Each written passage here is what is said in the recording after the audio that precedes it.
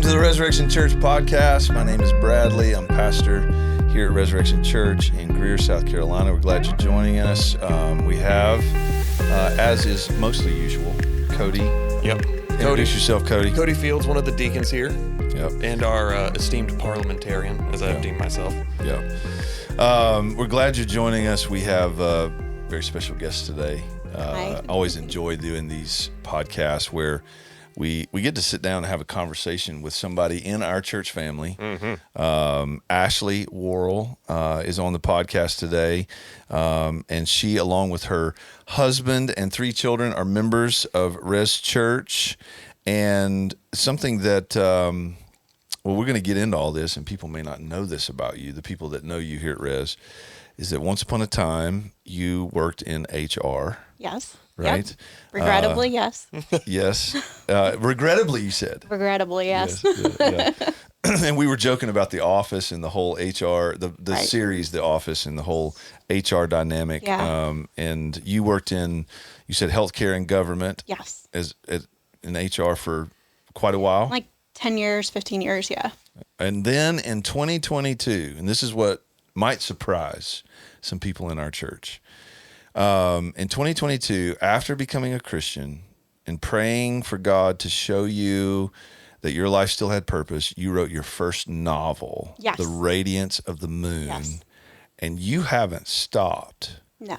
And correct me if I'm wrong, but I heard you tell somebody, I think it was in the lobby where we check in kids, that you're writing 2 books at the same time right now. Yeah. I can't even fathom that. I can't either. I can't read 2 books at the same time. So Ashley's the author of the Hebridean Shield series. Did I say that right? Yes. Mm-hmm. And this is, I just did some digging on you on the internet, and it was fascinating, like what was out there, just how your writing is talked about. It's a gripping collection of medieval adventure novels set against the rugged landscape and shifting tides of Scotland's Hebrides. Yes. We'll talk about that. With vivid characters, richly researched settings, and stories that blend history and imagination, her work transports readers back to a time of clans, courage, and conflict. Love that. You're a 2023 American Christian Fiction Writer semifinalist, and whether you're a longtime fan of historical fiction or discovering Ashley's worlds for the first time, Ashley's writing invites you to experience the past in all of its danger and wonder. How about that? Yeah. For an intro. Did you write that? That was really good. I did not.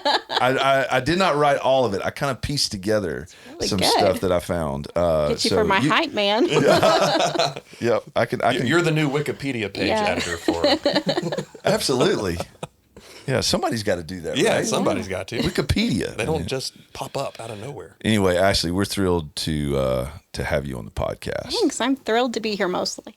Mostly. It's a little nerve-wracking when you get the mics and stuff. Yeah, a little nerve-wracking, and I certainly wish sometimes that my journey had been a little more like my sister's walk with God, which was very smooth. I mean, not, everybody's walk with God, I think, has some potholes in it, but compared to mine looked more like a roller coaster. So, yeah, but I'm still thrilled to be here.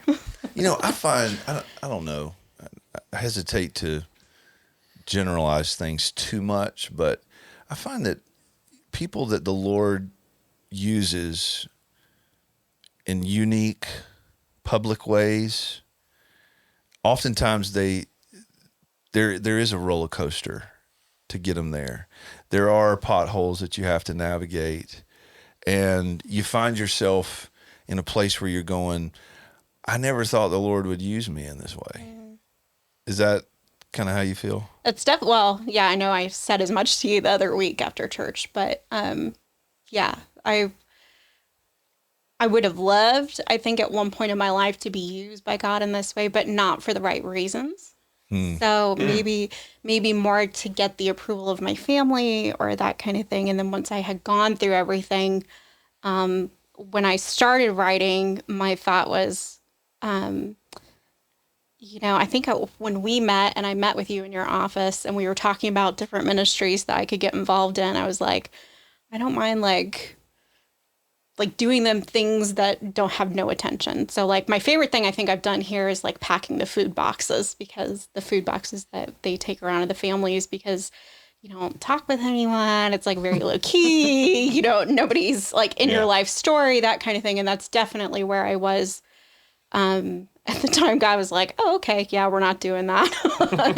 Here you go. Here's your purpose. So, wow. Yeah. That's amazing. Well, we're going to get into the writing. We're going to get there. We're going to talk about the series. We're going to talk about your inspiration for it all. But I think it would really be good for us to let the folks listening get to know you a little bit. So just give us some background, like where you came from, where you grew up, what that was like.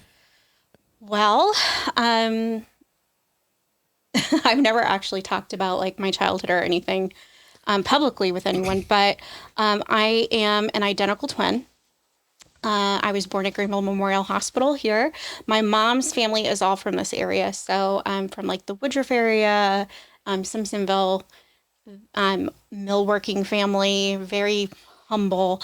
And from the beginning, I think God had a purpose for my life that was going to be a total surprise, because my parents didn't know they were having twins.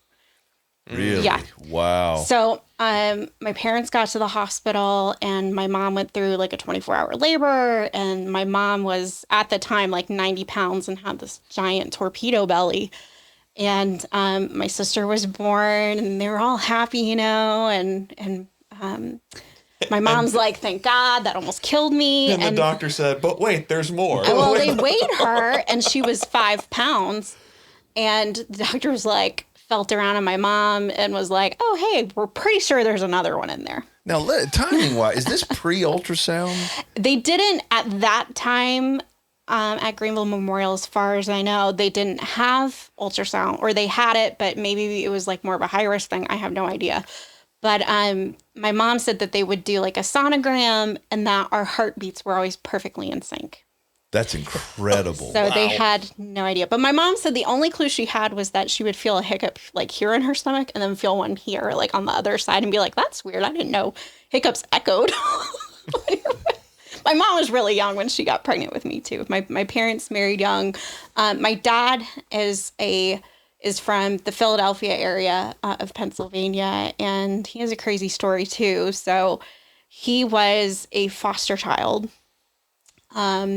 And all of his brothers and sisters actually got placed within foster homes in Catholic social services, except for him. So he got put in an orphanage, and I think he was at the orphanage for a couple of years, and no one knew he was there. And his brother and sister, one sister and his brother were taken by an Italian family, and then they figured out my dad was still in the orphanage, and they took him too. And they had already raised children to adulthood. So they had 3 Irish kids and raised an Italian family. Wow. So that's incredible. But his biological background is poverty, alcoholism, very bleak. And when I was little, I was like, wow, I can't believe, Dad, you were in an orphanage. And he'd be like, the orphanage was like a great experience for him because it was stable and he had a bed and it was warm and the nuns cared about him. And so he always speaks very fondly about the orphanage. And it's crazy because when I was in college, I had a teacher who had been in the same orphanage that he was in. And that guy was like, that was a horrible place. Like, it was a horrible place. And my dad, I remember talking to my dad about it. He was like, no, it wasn't. Like, it was really not so bad. But I mean, everything my dad did and built for himself was because of his foster family. So he ended up down here in the early, 1979, 1980, and met my mom, and that's what happened. They got married really young. So my dad was 24, 25. My mom was 18, 19. Well, praise God for good foster parents. Yeah. I mean, I know that there are horror stories about orphanages and foster families everywhere, but I mean, that's just incredible that the Lord provided that for him. But I think from an early age, that put in my mind, I wasn't supposed to be here. My parents, understandably, when my dad found out they were having twin and he had no idea they were, were not prepared, my dad's first thought was, this is going to cost us a lot of money. Like, oh, I'm like not financially prepared for this. Like, what do we do? They had one of everything, which as a parent now, I'm like, I totally understand. But as a kid, what I took away from that was like, I wasn't supposed to be here, but my sister was. So I think I internalized that as a kid and was like, I think on some level it affected me, but I grew up here for 3-4 years. And then my dad, actually, he was an accountant and he got, recruited, I guess is the word, into the FBI. And so most of my childhood was spent like moving around. So we lived in Alexandria, Virginia for a little bit, and then Illinois. And then eventually we ended up back in Pennsylvania to be closer to his family. So I was raised kind of all over the place, but mostly my younger years were spent in Pennsylvania, but not in one homer environment. So my parents raised me in the Church of Christ the first like 4 or 5 years of my life. And then it was like a very faithful, maybe longer than that too. I remember like up until the 90s, we were going like Sundays and Wednesdays, and any church event they had, we would go. Church in Pennsylvania is not like church here. Like it's not, the culture is not the same. So it's mostly a Catholic environment in the area we were in. And, for them or the Catholics or Lutheran or whatever it is, they go like once a week, and then it's a lot of social events. But Church of Christ is like way different. And maybe you understand because I know we have the same background, but it's Church of Christ is much different. And like there has to be what they say is like a biblical reason for certain things. And then, so it was Sundays and Wednesdays we always went, and I thought had a very happy family. And then in 1995, the end of 95, the beginning of 96, my parents split up. So that was like, I remember at the time feeling like I had no idea this was happening. Like I didn't know my parents were unhappy. But looking back on it now as an adult, I'm like, oh yeah, like there were signs that my mom and dad weren't happy. And my mom moved out in the spring of 96. And then 3 days later, my stepdad moved into our household.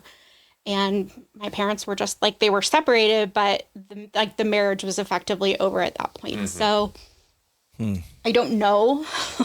I've never really talked in depth about those things with either of my parents as an adult, but it was to go from like a very churched household and very traditional Christian home kind of to all of a sudden your parents are separated and things are just so different. And like, I'm used to seeing my dad every day and then all of a sudden he's not there. And we only saw him every other weekend. So it was just like a bomb went off in the middle of my childhood. And you really didn't see it coming. No, and I was like 11, so it was like, I don't think, and so naive and so sheltered because we were so churched at that point. It just was like, I just really had I couldn't wrap my mind around it. And then for several years it was, I hate to say that it was not unhappy, but it was unstable. Like, with your mom, stepdad. Yeah. Yes. And sister. Yeah. So my sister's always with me. So thank God that was God. That was the Lord that I was an identical twin. I see that now as an adult because I always had a built-in friend. We changed schools several times. Our living environment changed several times. And then also you're trying to like become part of a new step family. And that family doesn't necessarily really want you in their family because it's not like a cute little kid or a baby. Like we're preteen. It's hard years anyway. But then it was like a lot of arguments at night and fighting and then like really not terrible, but hard to understand things because we didn't have that environment. And then all of a sudden, like you're throwing things at each other or like there's like holes in the walls because people are losing their temper and punching the wall. Wow. And it would be like fighting to an extent that we weren't sleeping at night. Wow. And when you say we, is it me and my sister? You and your sister. Me and my sister. Okay. I mean, I guess them too, because, you know, they were the ones having the argument, but your dad and your stepmom were arguing, and not my dad. No, my mom and my stepfather. I'm sorry, your mom and stepfather. Right. That's what I meant to say. So we were kind of like in a chaotic kind of environment, and then you'd have a break from it every other weekend. And then I'd go to my dad's house, and it'd be like you just felt lost the whole time, because it's like so extremely opposite, like quiet, like quiet. And my dad is very focused on his work, because at that time it was a very demanding job, you know, being in the FBI. So, and what was his role in the FBI? That was going to be my question. So he was in white collar crime most of his career, and then 9/11 happened, and then he was just given counterterrorism. And then eventually he ended up running the FBI field office in Charleston, South Carolina, and did some stuff in DC, and they was in Denmark for a while. But anyway, but mostly it was white collar crime and then counterterrorism. Okay. But very demanding. It was a very demanding. And then after 9/11, it was even more demanding. And so it was like, and my dad is just, I mean, I think because he grew up in a foster environment, it was like, he didn't really want to hear anything bad. He never said anything bad about my mom, ever. I don't remember one time my dad ever saying anything disparaging about them or the household or decisions or any. He just wanted us to be happy. But then on the other side, it was like, it wasn't just the fighting. It was like disparaging the other parent and telling us really personal things and inappropriate things. And it was just so contrary to how we had been raised up until that point. It bled over into our school life. And so at some point, I guess when we were in middle school, we both were having trouble in middle school. Like, and I mean, I was a terrible student because of everything going on at home. I mean, I was a terrible student. I barely graduated, but it eventually got to the point where I remember my sister starting therapy with the school because she had made a remark in some class she was in, and the teacher pulled her out in the hallway and went, "If you were my daughter, I would have slapped you in the face for what you said." And my sister burst into tears and was like, "Well, I'm sorry, this is what's going on. I'm not sleeping." Like, it was so chaotic. And so at that point, they pulled me out of class, and then I'm trying to tell them, like, this is what's going on at home. Like, there's pushing and shoving, and there's things that we're hearing that sound very violent. We didn't see anything, but we're trying to tell them, like, they're asking you questions and you're trying to be honest. And so they ended up bringing in my parents, and I don't think they brought my dad in, though. I don't know why. I don't think they did. I really don't know. I can't remember, but I remember my mom and my stepdad being in there and then being questioned, and my mom being like, "Why did you lie?" Wow. And it being like, wow, I must have misunderstood everything. And like, and I look back now, I'm like, I misunderstood nothing. Like, it was a very scary, like, when they weren't fighting, it was pretty much happy and normal. But when they would fight, it would be so gut-wrenching to listen to, because you're thinking my mom's getting hurt, or like, why is my mom so angry? It was just, but I had no touchstone to even comprehend or understand what was going on in my own home. But anyway, so that was my childhood. As a result, in high school, well, middle school, I met my husband because in middle school, you said? We had almost every class together in 8th grade. And we had a book, you know, The Hobbit. I got assigned The Hobbit for like a book report or something. Yep. And it was like a class thing, and we all had to write something about it. And I told you I was a terrible student. So I was like complaining about it to him, and he thought I was cute. And so he was like, he would just tell me about The Hobbit every day, so I didn't have to read it. So that's how we met. But wow, we didn't date at all. And then in high school, we started dating, and then it was like we were 18 and we were just talking, and we decided to get married. Wow, you got married at 18. I got married at 18. We didn't tell our parents. He turned 18. I'm a little bit older. I'm like a month older, and he turned 18 on January 1st, January 2nd was like the end of winter break. We went back to school and we watched my sister walk up over these stairs. And as soon as she left, we got married. We got in the car and drove to Canada. And we didn't tell anyone what was happening. Wow. And so we got to Canada and like my parents are calling. And I'm like, I'm not talking to my mom because I was afraid of, I just was afraid of what she was going to say. And I didn't want to hear it. So he's on the phone going, well, she doesn't want to talk to you. And she's going, oh my gosh, he kidnapped her. Like, you know, because I was just so intimidated to talk to them. So I didn't talk to him, but he talked to his parents. My dad's like, doesn't know what to do. So he put a terror alert out on my husband. Yeah, you don't. My Lord, the FBI guy. Yeah. You don't take the FBI guy's daughter to Canada without checking with him first. But luckily, what we had told them, this is not a good example, guys. This is the before. Okay. This is the before, Ashley. Don't do it. You're not endorsing this. No, I'm not, and especially because I have young adult readers. It's not a young adult series, but like your daughter reads them. I just want them to know, like, this is not what you do, but. He put a terror alert out. We eventually like came back. We told them we were in America. And so they were looking like in America. We were in Canada. We were on the Canadian side of Niagara Falls. So, wow. But yeah, we got married and it was like, I remember just feeling like the happiest I've ever felt in my life. And really? Yes. And like sick in my stomach a little bit because I've never had disobeyed before ever. And then when we came back, it just was like, because I knew it couldn't be undone. And I knew that part of my life, the hard part, at least I thought at that point, I thought the hard part was over. And so that's kind of how it went. And it was like, I was married at 18.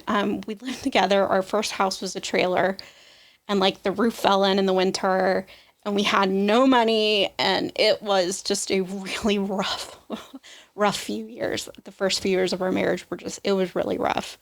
And so he joined the Army. And so he left. And during basic, I was like kind of packing up, selling our stuff. And then I got pregnant. Right? I went to go visit him when he was done with basic training. I got pregnant. And it was like, okay, like this is our life now. Like we're just going to be an Army family. And in some ways it was great because it was like things we had a steady paycheck. We had health insurance. Like these were things back then. Health insurance didn't extend until you're 26. So it was like, in some ways it was a lot of really good, but we had no concept at that point how bad it was going to be. Like we knew it was like time of war, but when he had signed on, I mean, the recruiters will just lie to you, but the recruiter had offered him like a selection of things. He wanted to be a plumber. He wanted to learn a trade. And we were like, because we knew he could use that when he was done. And then we could continue having a steady paycheck. Because when you go without food, especially, and that's how poor we were, like where we just were like had one can of peas, like, and that was your food for the week. When you've been that poor, it's like, you're just thinking constantly, like, how do we just keep money coming in? What year was it when he joined the Army? 2005, the beginning of 2005. So this is Iraq War. This is right. Yeah. But his recruiter at the time, so he wanted to be a plumber. When he got to the MEPS office in Harrisburg, they talked him into, because he's incredibly intelligent and he had almost a perfect ASVAB. So he could really do anything he wanted. He could choose any job. And what they needed military intelligence. And so when he went, instead of becoming a plumber and signing up for that, they're like, we don't need that right now. But what we do need is, wouldn't you like to be an interrogator?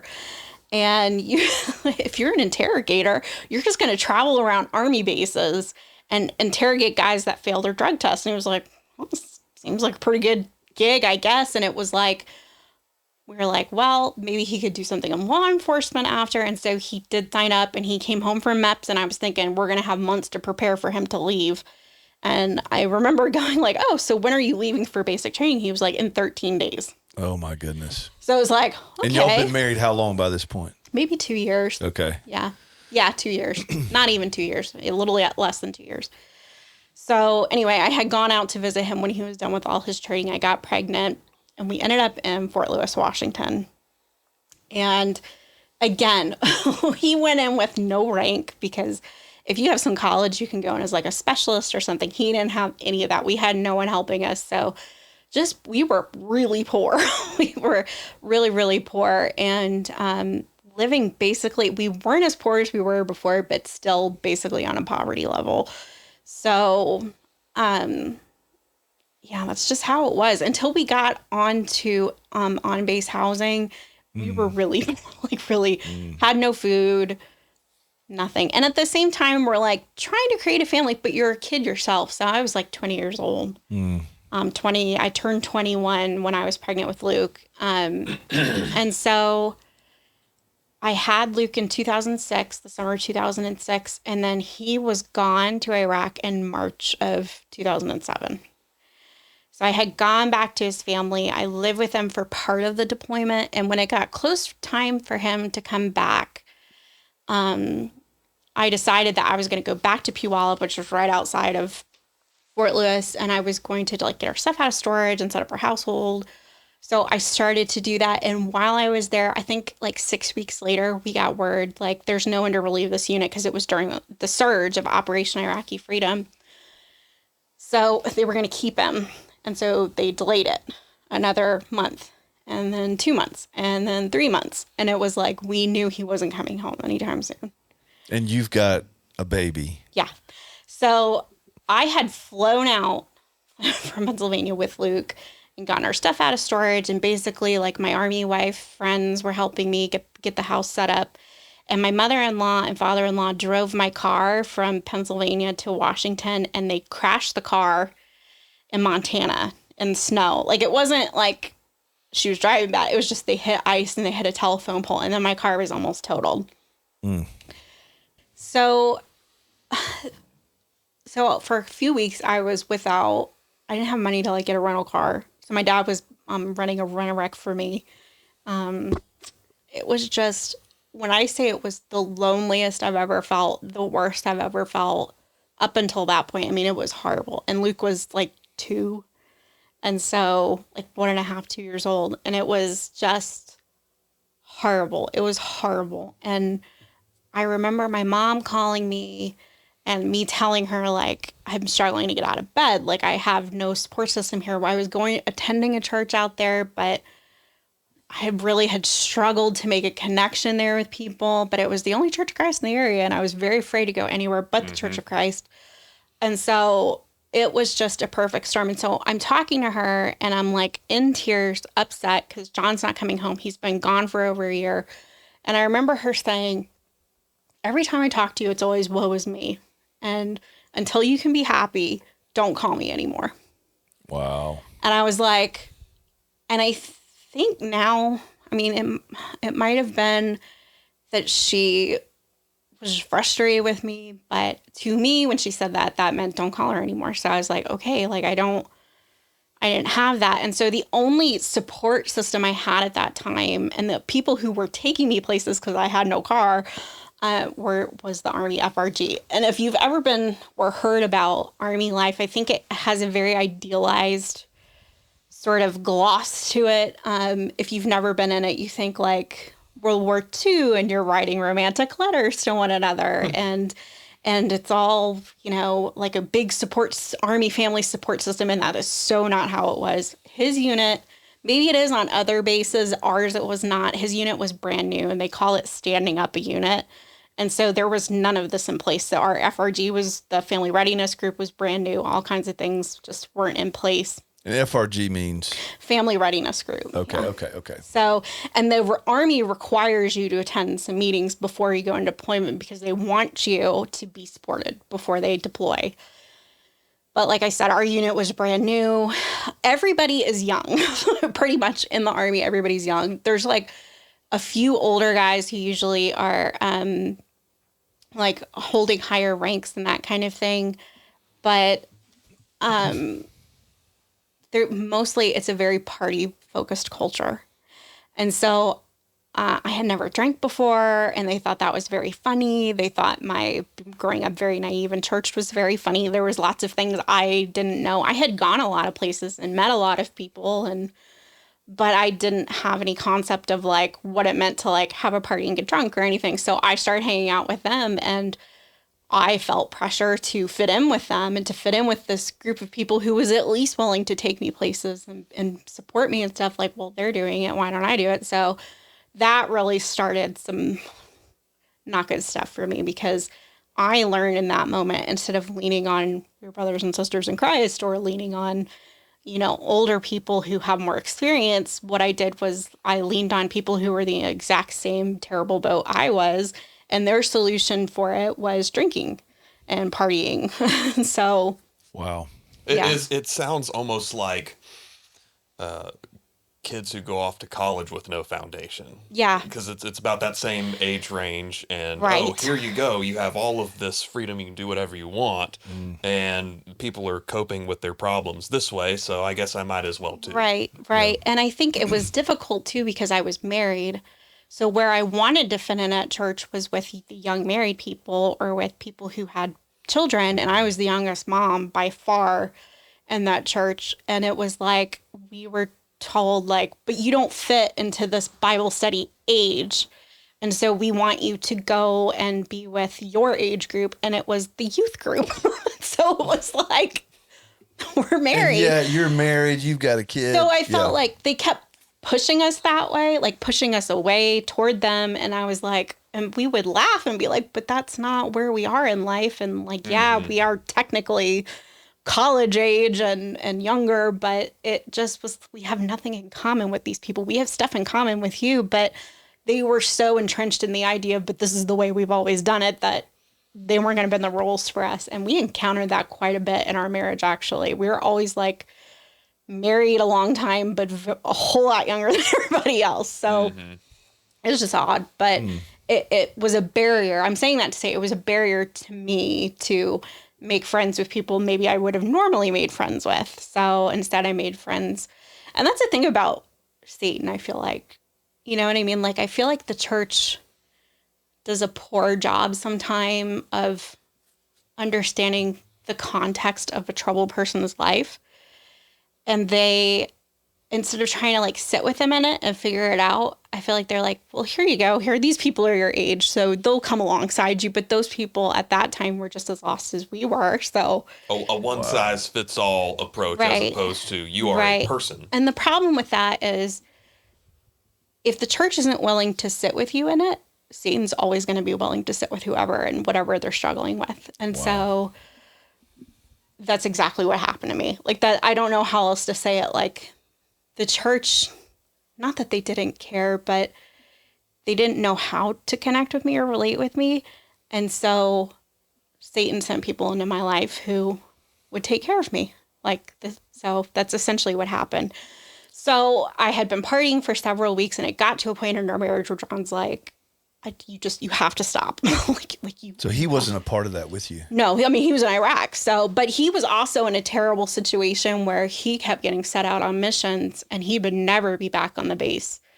And so when you're out at that time, when you were out on, they call them JCOPs, when you would be out on this forward operating base, and then beyond that is a JCOP. So it's like you have your base in Iraq, and then there's like a satellite campus that was a burned out Iraqi police station. There's no connectivity there. Like, there's no Wi-Fi there at that point. There's no nothing. Like, he's going out on missions and cannot get off the mission. And so I wouldn't hear from him for a month. So Ashley, you were saying that you're kind of leaning in, coping with the party culture around the base while John is in Iraq, and he's telling you got to stop. So what? You got to stop doing that. Like, what are those conversations like? How does he know what's going on with you? So it was I had primarily made friendships with two ladies and a husband whose wife was over there with John. And the two ladies had had an affair with this husband. And I didn't know about the affair, but I was still going out and partying with them. And so when they went ahead, I mean, it got to a point where one of them, she was a Christian, and she knew, like, boy, I really screwed up. And so she confessed to her husband what happened. And when all of that broke, it kind of fell back on me a little bit too, because it was like, well, you were associated with what was going on there, and I was into things I shouldn't have been doing either. And so he kind of came back at me really combative, and it was like, it would be very little over the phone. And it would be like over email or something, like, you've got to stop this. Like, don't what are you doing? Like, I feel like I can't trust you and that kind of thing. And I'm saying the same thing to him because I'm not hearing the reasons why he's not calling home, because he's at that point going through so much. He wasn't sharing anything. His way of coping with being in a war zone was shut down, like, and compartmentalized. Mm-hmm. And so I'm not getting any of the reasons why. Like, I'm just hearing, like, he stopped by the base today and I heard from my husband, did you hear from John? Because he was there. And I was going, I didn't hear anything because he didn't call home.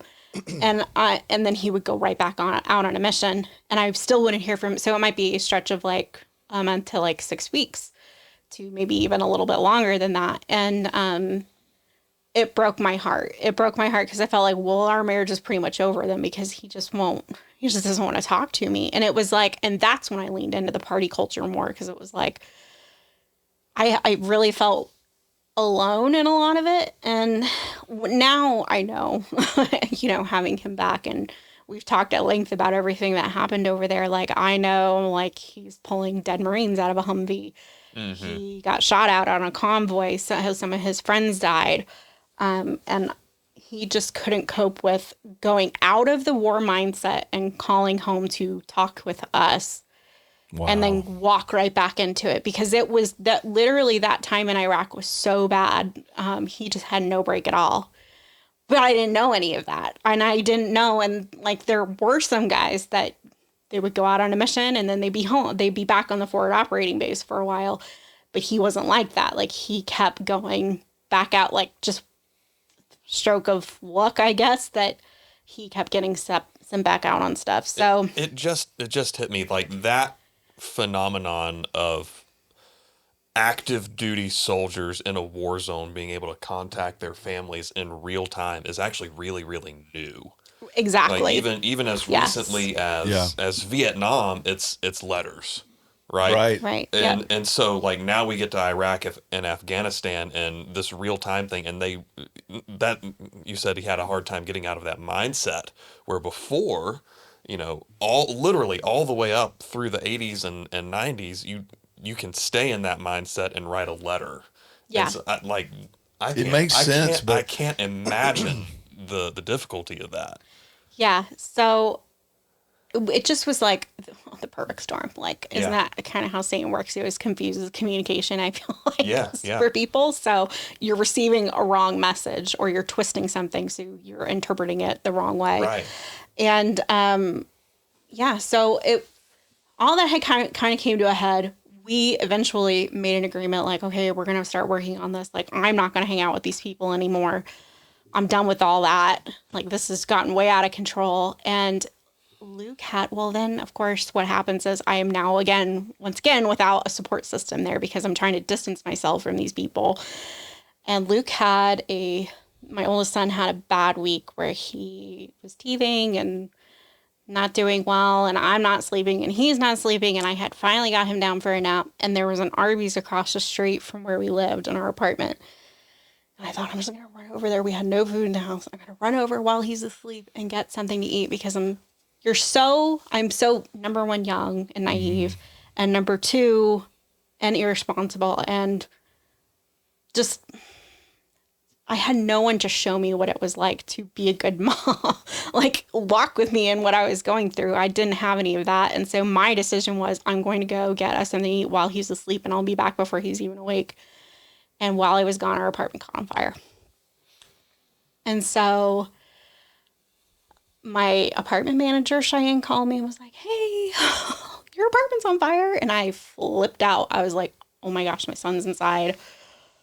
You've got to get him out. Like, you got to get him out. You got to get him out. I pulled in right behind the fire truck, which luckily wasn't that far away. But there is smoke billowing out of our apartment over this busy road, this like highway there.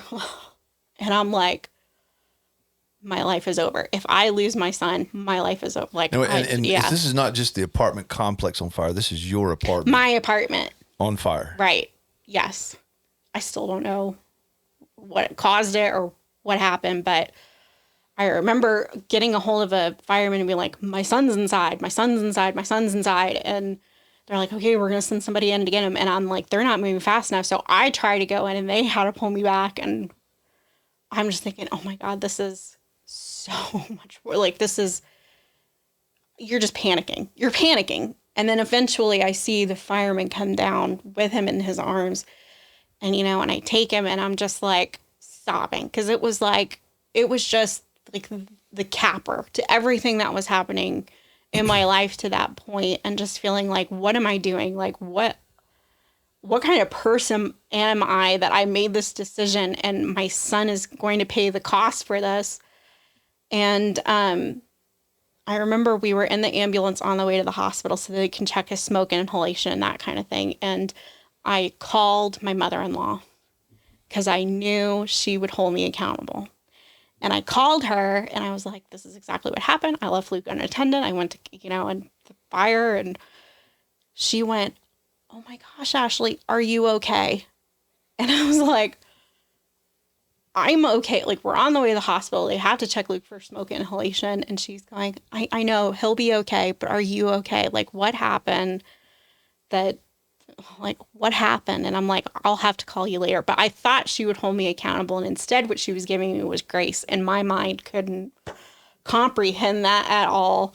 When you say hold you accountable, what were you expecting? I was hoping that I was going to call her and she would be like, I can't believe you did this. What were you thinking? Like, and chew me out. I her. wanted that. Yeah. Because there's no way for me to call John, who normally that would be the first person you call. There's no way for me to get a hold of him. Like, in order for me to tell him what happened, I had to send an emergency message, I think through the Red Cross, to get to him wherever he was. And it was bad. I knew it was going to be bad right away. And I told the truth. They sent detectives to the hospital. I told them the truth. I gave them my receipt to Arby's and I was like, this is exactly where I was. This is exactly the decision I made. I want to be held accountable because that was wrong. I knew it was wrong. But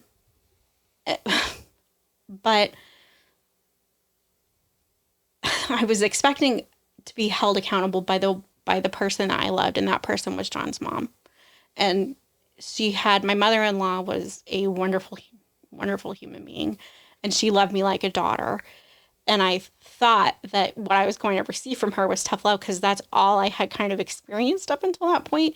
And instead she cried with me and was like, amazing. It's all going to be okay.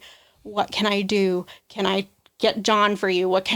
Do you want me to come out there? And I was like, no, don't come out here. Like, I don't want, what am I going to do? I don't even have a place to stay. Where am I going to put you? So, everything was fine. Everything was fine, as fine as it could be. Eventually John called home and I'm telling him, and I was like, this is what happened. And he said, yeah, I know. I saw it on CNN. Oh my goodness. And it had made CNN, not the details of it, but they had an overhead view of our apartment, and it said toddler's cries lead firefighters to trapped infant or something. And they were talking about me on the radio the next day, like, what an idiot. Da, da, da, da. And I thought I had wanted accountability until you hear people who don't know you. They interviewed my neighbors and were like, they had talked to someone, and I remember her being like, oh, she didn't really care about her son, or something to that effect. And maybe I'm like, I didn't even know this person. Like, I never had met her ever. I don't even know where she lived. But it was like a wake-up call, like, how is this my life? Like, this is so crazy. Like, I cannot believe this is my life. And all I'm thinking is, I just want to keep my son. Like, I just have to keep Luke with me. I don't care about anything else. Like, okay, our house was completely demolished. All of our stuff was gone. Like, we had nothing. And so I am once again living with the person I had been partying with the entire time he was in Iraq because I had nowhere else to go.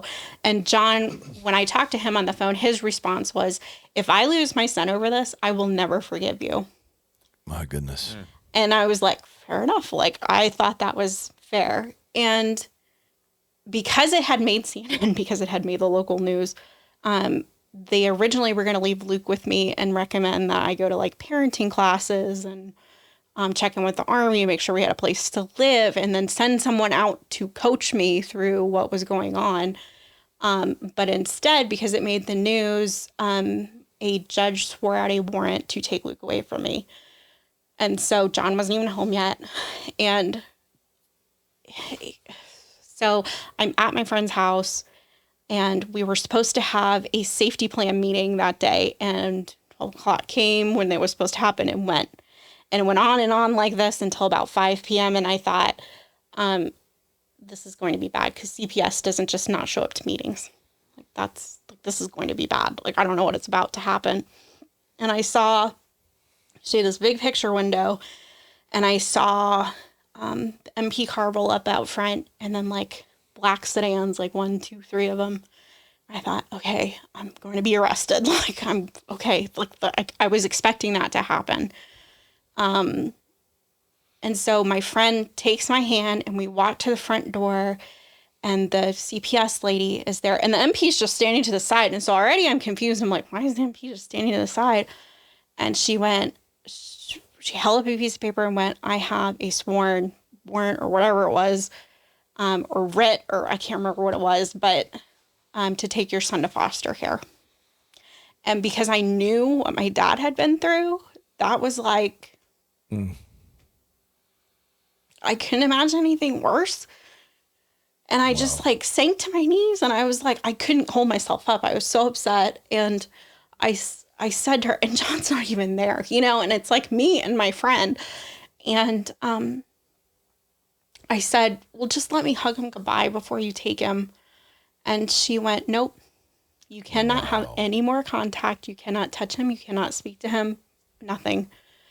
And so I'm like, then you're not taking him. Like, you're not taking him. And then the MP was like, all right. And my friend took my hand again and was like, we're going to walk to the back of my house. We're just walking. Don't think about what's happening. Don't think about what's happening. And as I'm getting off the porch, I hear Luke start crying inside because he was afraid. And what an incredible moment. And I'm in the backyard bawling. And my friend's like holding me. And like I said, she was a Christian. Like, she was a lost Christian, just like I was a lost.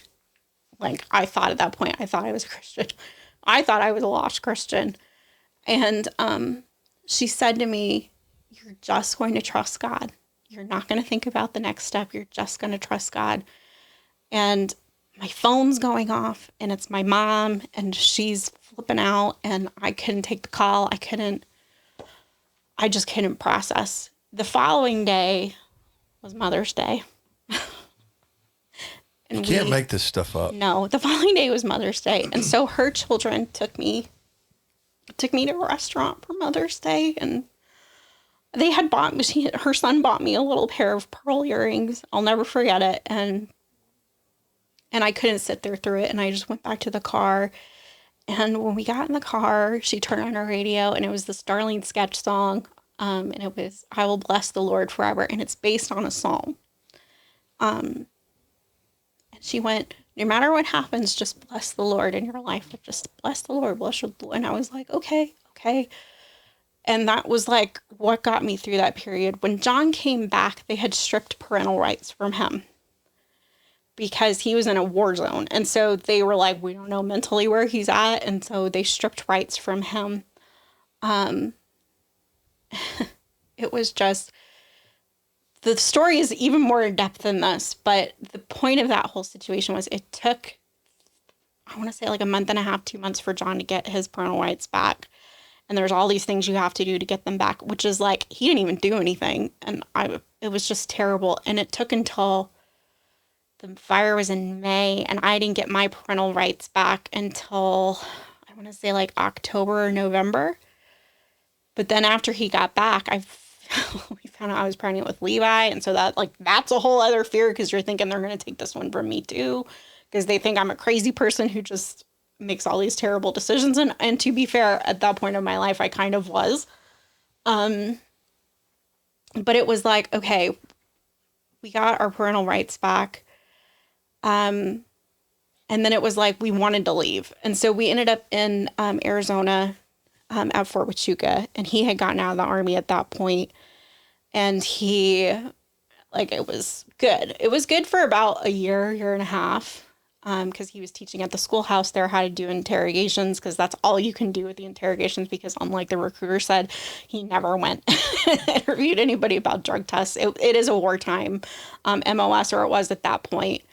Let me clarify one thing. Yeah. So his deployment was how long? In total, I think it ended up being like a year and a half. Okay. Almost. Yeah. And you said now by this point you moved to Arizona. He's out of the Army entirely? He was out of the Army entirely. And then he got a job at the schoolhouse. And then what happened was it was 2008. Obama got elected and then military funding got pulled. And so the contractors who were teaching interrogations up to that point all lost their jobs. And so we are now a one-income household with no income. So wow. He took a job in Iraq as a contractor. And he left again because that's all we could do to put food on the table all the time. Like there was no other option. Like I said, up to that point, we both got married in high school. Neither one of us went to college. Like it was, I had taken a few classes at community college, but it was never anything I could do anything with. And so he went over again, and we were a part of a good church at that time. Well, a pretty good church at that time, but it was still not like I had any personal desire to really go deep in my faith. Like I kind of did because of what everything God brought me to, but I was still on the fringes of church because I'm carrying around this huge burden. Like I'm this terrible mom who did this to her kid and I'm such a sinner. And when you are thrust back into a very churched environment, and pretty much everybody in the Church of Christ is incredibly churched. They're not bringing in a lot of people from the outside in, and so it's mostly people who have been there their whole lives. And so I felt like, look at all these good Christians, and here's me. Like I was born into this, but I was wayward and still secretly drinking, still secretly like doing things to cope with all the shame I had, and knowing I'm not like these people. I'm not like they're all good and I'm bad. And then while he was in Iraq, our neighbor who had worked with him and knew me broke into our house and attacked me in my sleep, and I was raped. And so I called him and told him what happened, and our minister at the time let me come live with him because it was so awful. And he literally lived around the corner, and his wife, I don't know, she knew that he had this proclivity, but she was also like kind of upset about it. Well, of course she's upset about it, but knows about it, but would like intimidate me and come outside my house and shout things at me that this happened, because I went to the police when it happened. And it was like I couldn't get anywhere with the police because I knew the guy. And so it was like what they told me was, when it is an acquaintance that rapes you, it is incredibly hard to prove beyond a reasonable doubt that a rape, in fact, occurred. Even though I'm covered head to toe in bruises, and you can walk in my house, and they took pictures of everything of like the destruction that was left after the attack happened. And it was like they just declined to even take it to the prosecutor. So it was like that, because they had declined to take it. Meanwhile, I also took the guy to civil court to get because if you get a order of protection in Arizona, under law, they have to remove weapons from the home. And I knew this guy had like a huge cache of weapons in his house because he told me while all this was happening. And in court, they both flipped out and are screaming at me. They had to give me protection on the way to my car to keep the guy away from me. And then they continued to violate that order of protection. But the judge believed me. So that was like, on one hand, you feel like a little affirmed because it's like, okay, she sees everything. How could you not see everything that was happening? But at the same time, you feel like you didn't say enough or do enough or explain it well enough for them to understand that this was a crime, and they don't even care enough to even bring it to a prosecutor. And that was like, I can't explain it. That kind of attack and what happens, it was like I died for like 2 years. And I was coping with those feelings of like, I must have caused this, or I should have seen it, or this is so embarrassing for my husband, because he had to continue to go to work and see this guy, and the guy would come up to him and say disgusting things about me. And he can't retaliate because he has, it was horrible. It was horrible. And I'm coping with that. We had a friend who was from California and had a lot of synthetic pot. And so it wasn't like I justified to myself, like, well, this isn't marijuana. So, you know what I mean? Like, I was like, well, this is legal, so it's not bad. So I would go and smoke synthetic pot with this guy. And actually, that stuff is way worse. It's way worse. I've had both at this whole point from that period, and the synthetic was so much worse. But again, turning to things I shouldn't, because while the church was helping me and they did do a lot for me, I still felt like so different from them. And like, I have this huge shame already, and I have an even bigger one. So anyway, so there's that part. Eventually, what happened was we had enough of anything connected to the Army. We went and used his GI Bill. We went back after my husband's mom passed away. We went and lived with his father, who was not doing well after her passing. And he put me through school. And I started off in HR. That's pretty much how we were in Pennsylvania for a few years. And then we came back here because John used his GI Bill and did eventually learn like a trade, and came down here and is working for a company down here. Wow. So that was my life coming up and into this point. Well, you said at the beginning, like, I forget exactly how, but like the roller coaster ride that led to this novel series. And I feel like that's a gross understatement of like what you have come through, what you've been through, what you've experienced. I mean, it's just like, I've heard your story before, at least parts of it. I think you may have included some details that I haven't heard before today, but every time I hear it, it's like, I find myself going, there can't be another blow. There can't be another thing. Yeah. Where does it get to the they lived happily ever after part? I mean, but it's just, I don't know. I find myself admiring your courage, admiring your you tell this story, and you do come to tears, but you're also you're telling it with a smile on your face. And I think that's because the Lord has done so much through you. Yeah. I think some of it too is age. It's like I can look back and give my 20-year-old self a whole lot of grace, because she's doing the best she could. No doubt. With what she had and what she knew. And what was strange about it too is because my parents had divorced, they both remarried, and they both had children after I had my oldest son. And so they are busy with their own families now. So they kind of have their own separate lives. And the relationship with my mom has, since becoming an adult, has unfortunately been kind of off and on. And in my mom's defense, like, she had a very rough childhood too. And there were things she lived through that no one should have lived through. And so I think her coping mechanism with that is there's a right and there's a wrong, and there's right and wrong. Like that's what it, like, do better. There's a right and a wrong.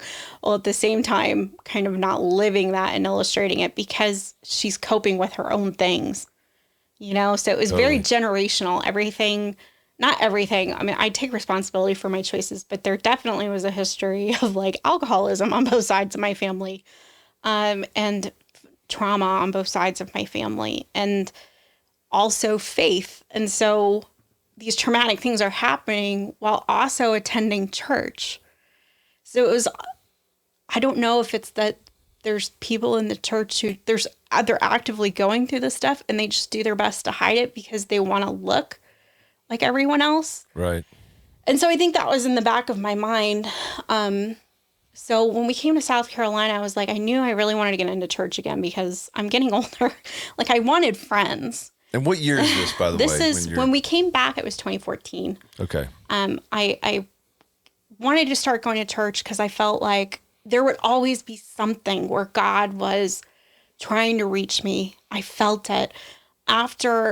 When I had all the stuff with Luke, the morning after that happened, after they took Luke? No, I think it was after the fire. I had gone to, my friend had Luke because I wasn't allowed to have Luke.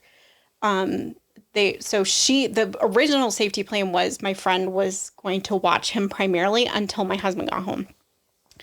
They didn't even want to send John home from Iraq for this. And I had to meet with his first sergeant and be like, this is going to be very bad. Like, you have to send him home. But I went to the church building at the church we were attending at the time, and I asked them for a Bible because I didn't have one because I had no possessions. So I asked them, they gave me a little red pew Bible. And I was like, they said, well, what else can we do for you? And I was like, can you pray with me? And they prayed with me.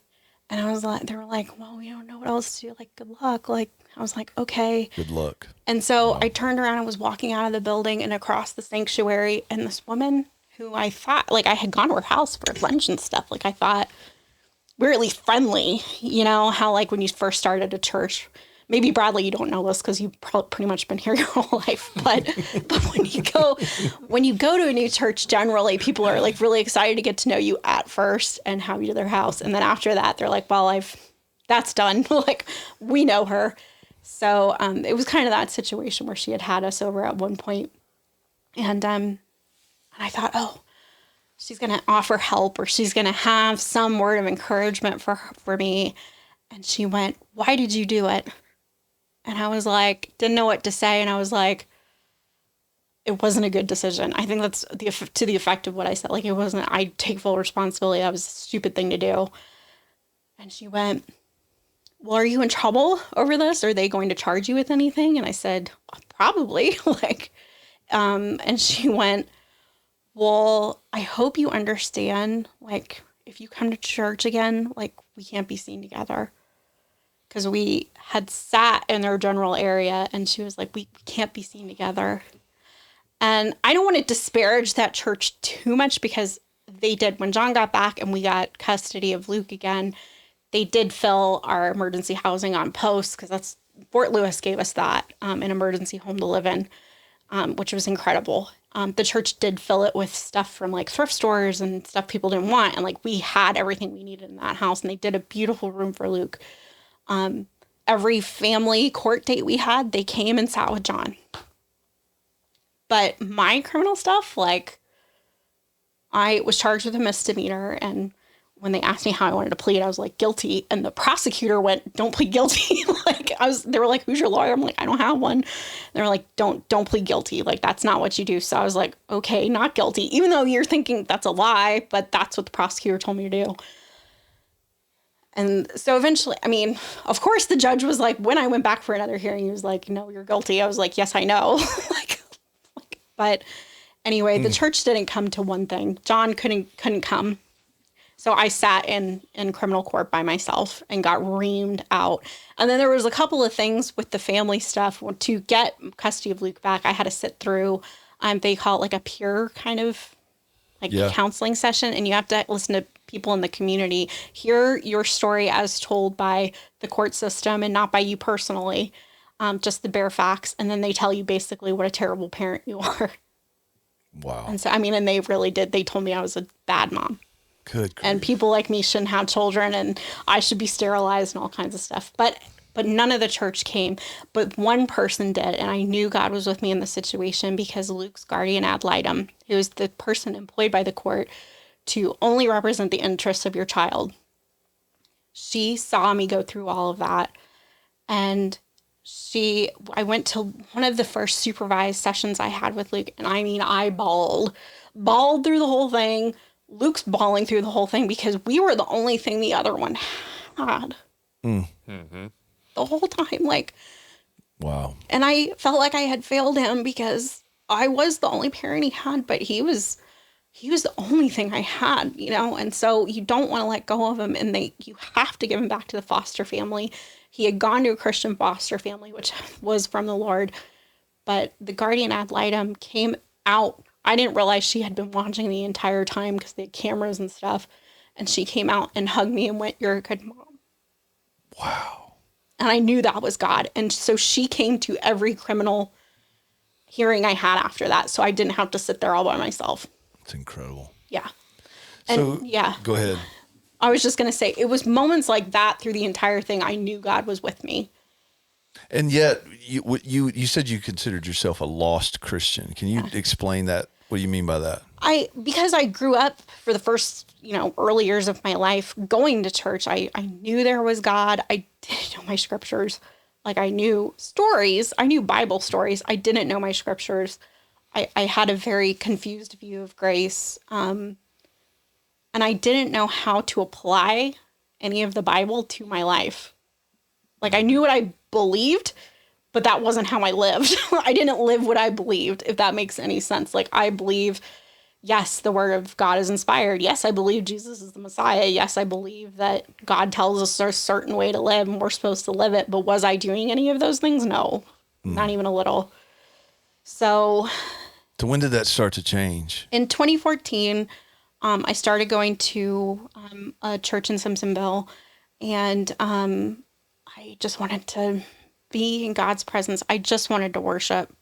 Like, I wasn't expecting to make friends, because at this point I had kind of learned, like, when people start understanding everything I've been through, it never went well. Like, it's a hard thing to wrap your mind around when you've never been like a sinner, in your mind. That's such a good point. You've never been a sinner in your own mind. And that there's such a huge difference between legalistic church cultures and church cultures that actually understand salvation, justification by faith alone, by grace alone. Yeah.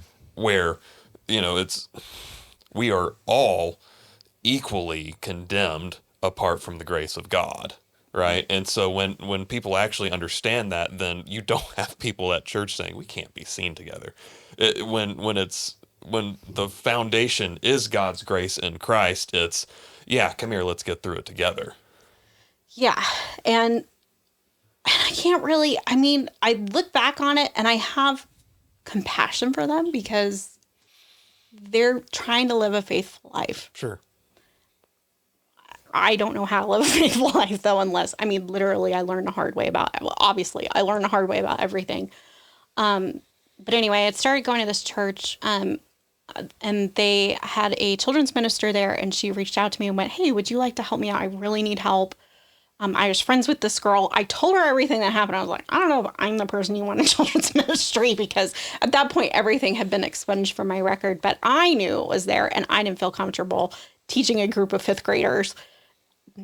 Number one, because I don't know that much about the Bible, but she was like, "It's all on a piece of paper. You'll be fine." I was like, okay.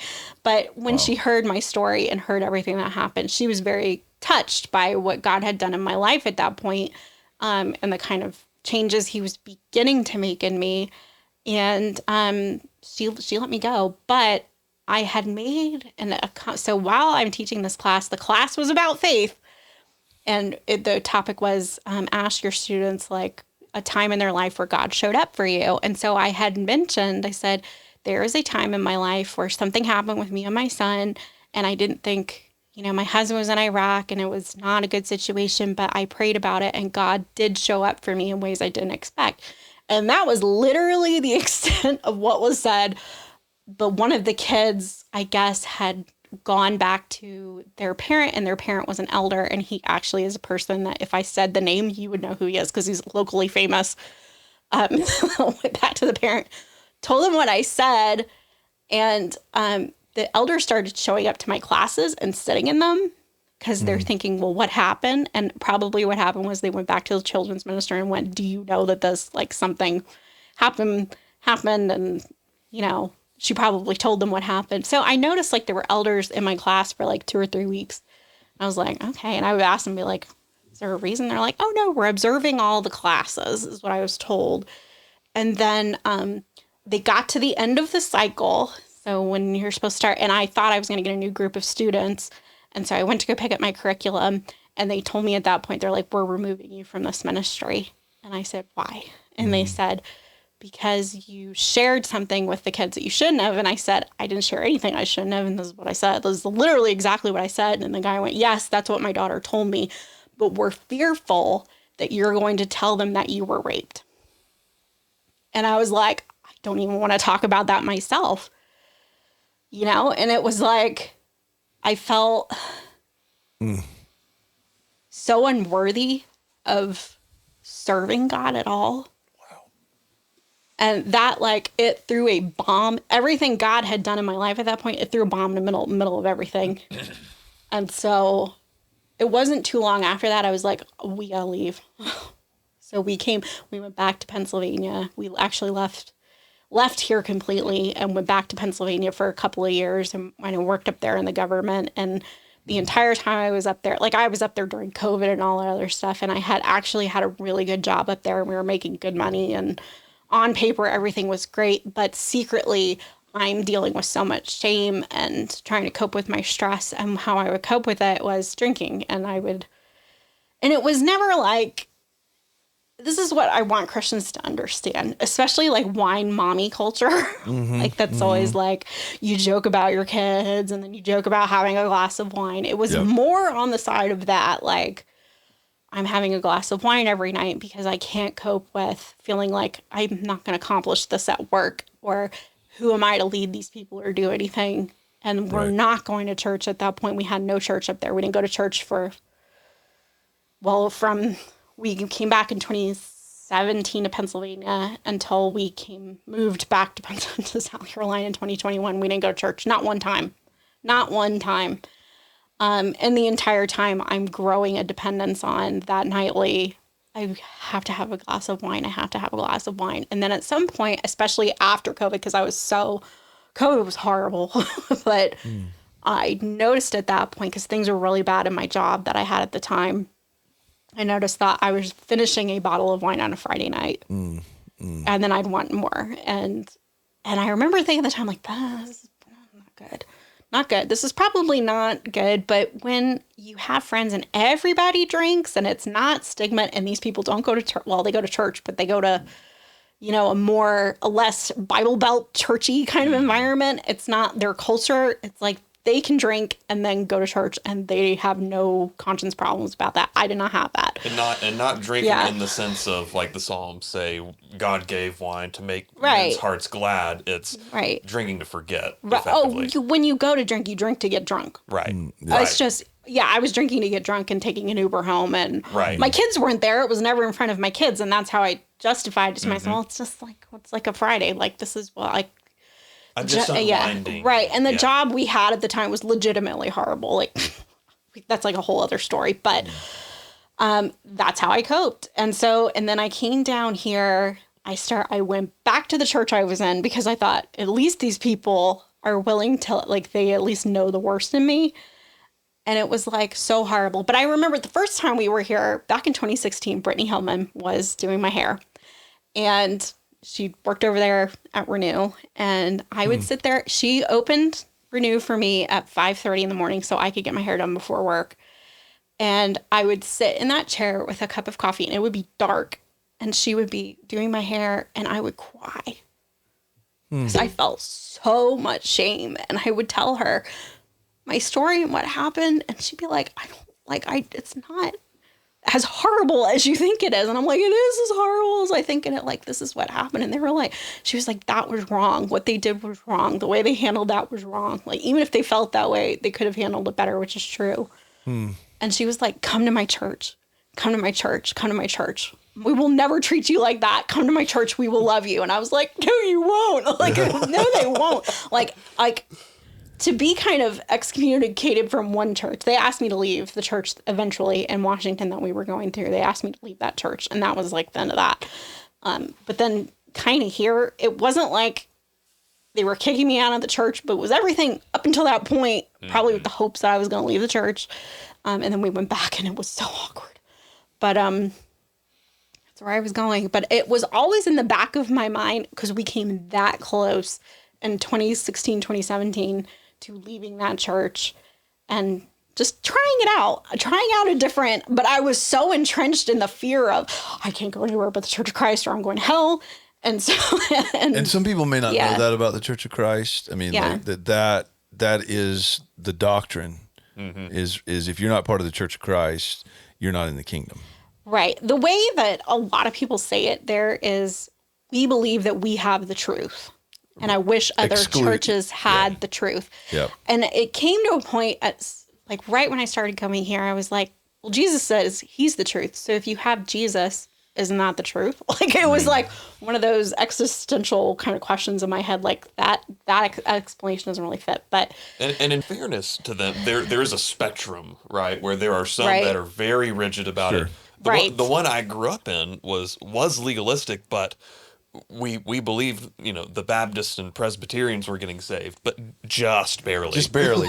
I would by say, the hair of their chin. I would say in my household, I was told, no, they're not. Right. Like Right. Baptist. My mom grew up Baptist. My dad grew up Catholic, and they firmly believed that the Catholic and Baptist members of my family were not going to heaven. Right. Yeah. And Very that was common. another Yeah. level of trauma as a kid, because you're like, I'm not going to see grandma in heaven. Like, Right. my grandmother, who was very Catholic, who basically saved my dad and changed our whole family's life. I was like, I just couldn't believe that. Like, that was a doctrine I couldn't believe. I was like, I will see my grandma in heaven. Like, there's no way I won't. She had such a strong faith in Jesus. Yeah. And I remember being like, okay, maybe not all the Catholics, but she'll be there. Like,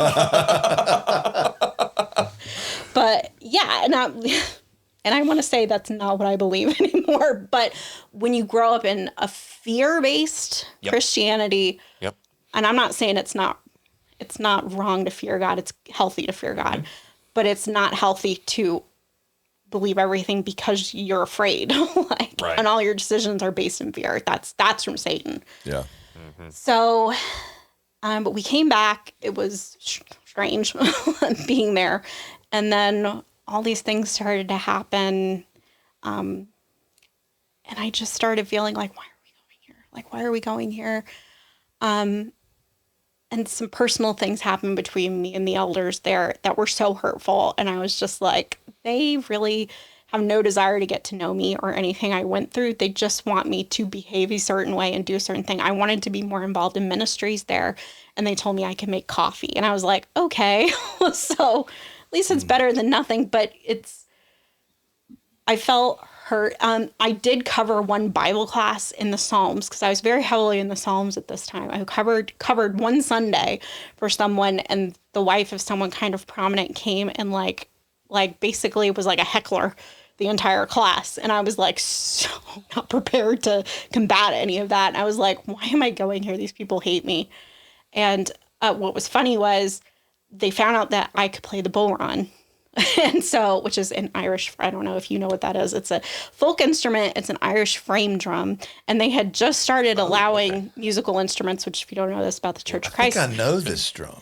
Yes. So it's like a sheepskin head, like what they call it, the head of a drum. You kind of hold it to the side. You hold it to the side, tucked under your arm, and then you can make tonal changes with your left hand, and then you play it with this one. Yeah, they found out I could do that, and I've got a friend who does that. Right, and so they asked me if I would be willing to help be the drummer for our new worship team, and brand new. Huge this is huge. This is Oh, and a lot of people left over that because it's, they can't get past it. They just can't get past it. So. But it was the first time I felt like good, like in worship, because I was like, this is great, because when lights hit you, you know this. I mean, when lights hit you, you can't see anyone around you. So it was true. Like, it felt like me and the people on stage and God. And so it was a freedom in worship I'd never felt before. And it was like a taste of, hey, this is how you could feel every Sunday. But I wasn't called to, they don't need drums every Sunday, but it was the first taste of it. So all the stuff came to the head. And I remember calling my dad on the phone, and my dad was like, my dad had been going to Seacoast for years. And he was like, why are you still going there? He was like, don't go there anymore. And I said, I feel like I want to just try another church. He goes, just try it. Like, it's not, just go. Ashley, you're not going to hell. So he encouraged me, and I texted Brittany, and I was like, hey, do you still go to Resurrection Church? And she was like, yes, I do. And we hadn't talked in years. Do you still go? And I still had her number. And it's amazing. It was still in as her maiden name at that point. And this is how old it was. I mean, she's been married almost 10 years now. So, so we went, and we walked in, and everybody's smiling here. Everybody's. I was like, fancy that. They're like hugging each other and like high-fiving and like, you know how it gets down front, like before everything starts, like everybody's just seems like they're in a really good mood. And it was like a 9:00 service. And I was like, this is crazy. And I was probably a little grumpy because it was 9:00. But like in the Church of Christ, at least in the Church of Christ I went to, it was, I know there's like a lot of jokes about how Baptists worship, like they can't. We have a lot of Pentecostals in this church. I had never been with Pentecostals before. Boy, these people can worship.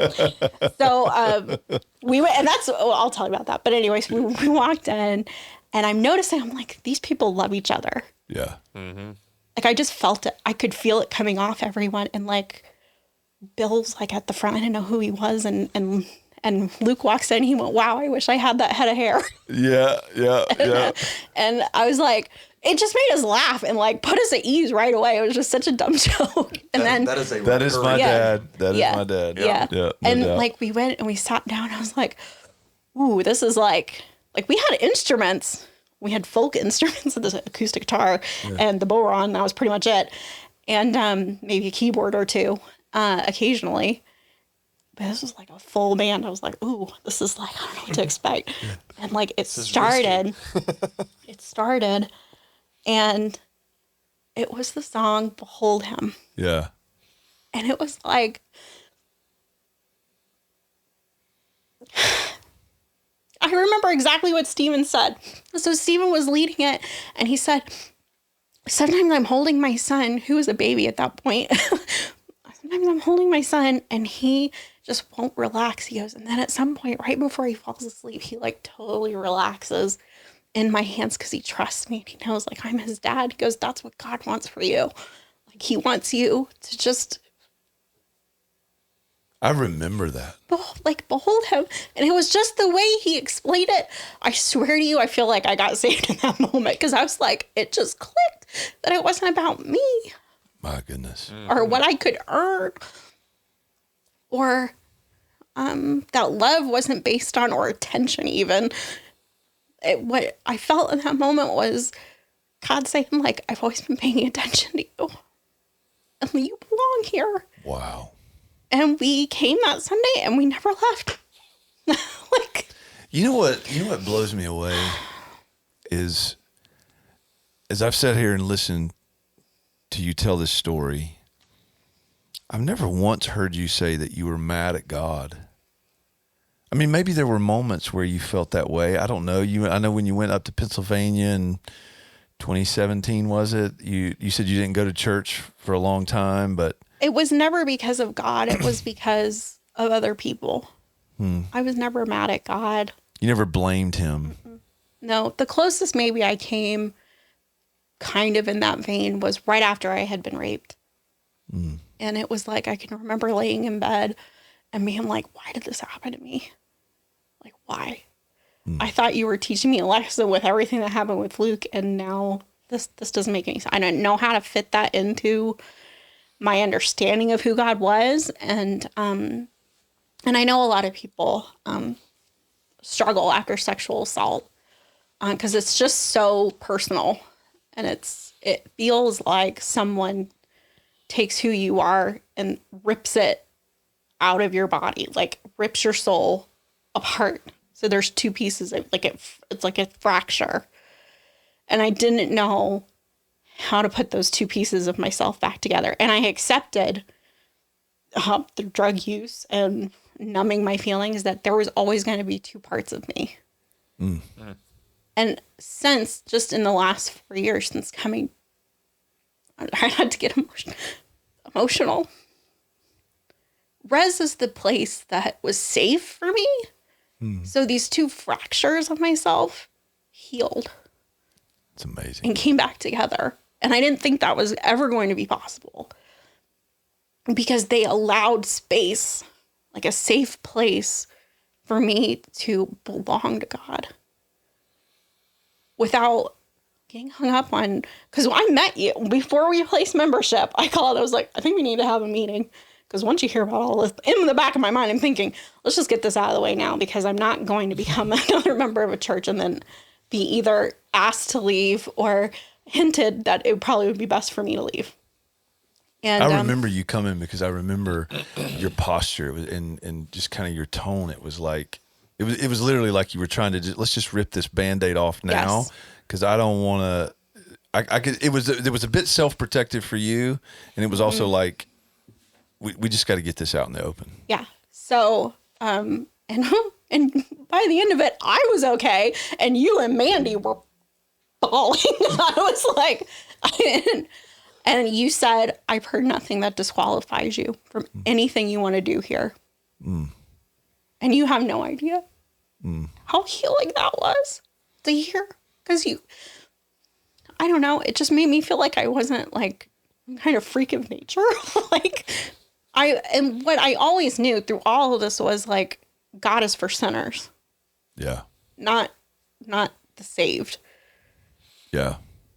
The saved are, you know, I don't even know how to explain it.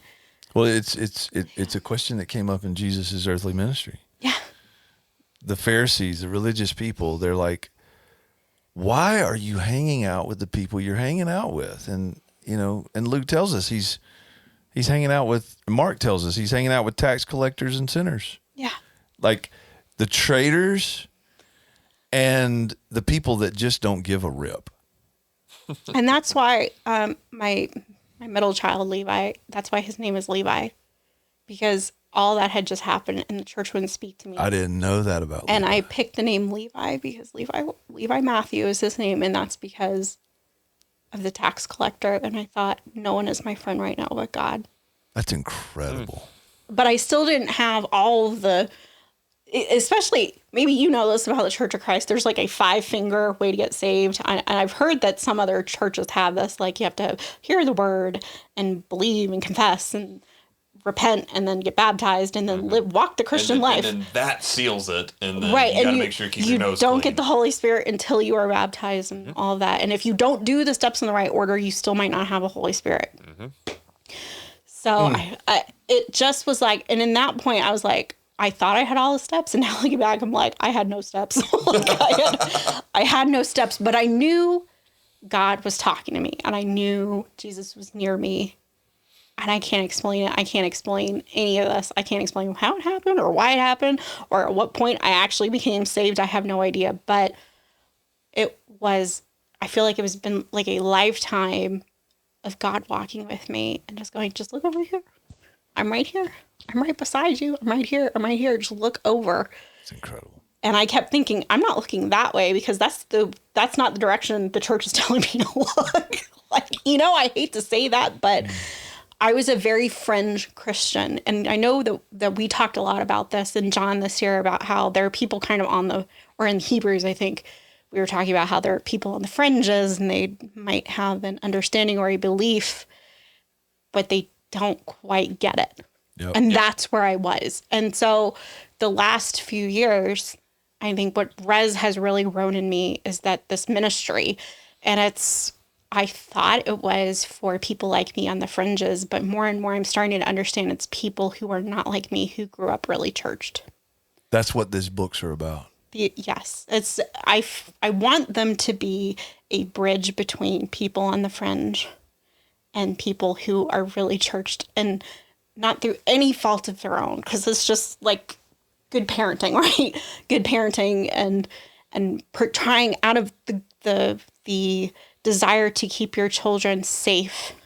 I feel like what we're doing though is creating a bubble, and we're creating a bubble kingdom. And we've talked about this kind of stuff so much. And what I want them to understand is that you don't have to be afraid to walk outside your bubble. Because we're right here. And if Satan, maybe there are people in your family, because I know that this was like one of the things that came up in the last year too. Like maybe there are people in your family who are struggling with alcoholism or a really huge mistake or sexual sin, or it almost seems like they weren't even raised the same way you were. If I think even with the relationship with my sister, I'm sure there are points that she felt like this is not the person I grew up with. And I, in turn, am looking at her like, I don't even know how to relate to her, because I've been able to tell her anything. I've literally loved her longer than anyone else. I've loved her since I had a heartbeat. And I still couldn't figure out how to explain to her how I was feeling sometimes. Because she hadn't seen or experienced what I had. And it's taken years and years for us. But I will say this. So my sister had a much easier walk. Well, much easier comparatively. Still a hard road. She still had the same upbringing I did. But she, very early on in her 20s, had a much better understanding of grace and started going to a different church. And we thought she was going to hell. I mean, it was like a freak out in my family. Like, she's going to hell. She left the church. This church. She started going to a different church. Which is, when you say it out loud, it sounds ridiculous. But that is literally what we thought. And what we don't know at the time is my sister is praying actively that we will leave where we are and that we will understand grace. My sister prayed me, I feel like, into a lot of what has happened to me. That's incredible. Good and bad. Good and bad. Probably praying, I pray that she, like, something bad happens and she stops. Or, like you say, kind of the end of yourself, hit rock bottom. And I'm glad she did. Like, Ephesians talks about, we're chosen in Christ before the foundation of the world, but that has to play out in time, right? Like you tell your story, and now from the place you're at, you look back on it and it's all a story of grace. Yeah. Every bit of it. And that might seem like hard for us, some people, to get their heads around, but that's what it is. And it's so fascinating to me that let's talk about Ashley, the author now. Is like, you're writing this, and this is not just a hobby. This is not, some career aspiration that you have. This is a ministry for you that you describe as a bridge for people that grew up in the church. Say that again, and then tell us about the books. So, I write Christian fiction. I probably could make more money if I wrote clean, what they call in my industry, clean romance. I knew from the beginning I wanted it to be Christian, and we can get into why, but I wanted my ministry, or I'm coming to realize my ministry just by putting down pieces of myself in these books, that my ministry is for the churched people. There are people who will not read a secular book in the church. Yep. Which is some of it is personal conviction, and I think some of it is fear. Right. Because there is legitimate garbage out there that there is, no one should read. Right. And it's very tricky anymore, especially in traditional publishing. Sure. You have to meet certain intersectional boxes in order to get your book published. So, like, it has to have a certain amount of elements to it that the world could relate to. So on one hand, I understand it. On the other hand, there are people who, even like classical literature or literature that's secular but very clean, they still won't read it. Right. So, and I don't know if that comes from a desire to just be pleasing to God, or if it comes more from a desire to do the right thing. You know what I mean? And at what point does that kind of become your God? So I knew that by writing in Christian fiction, someone might understand how my heart is.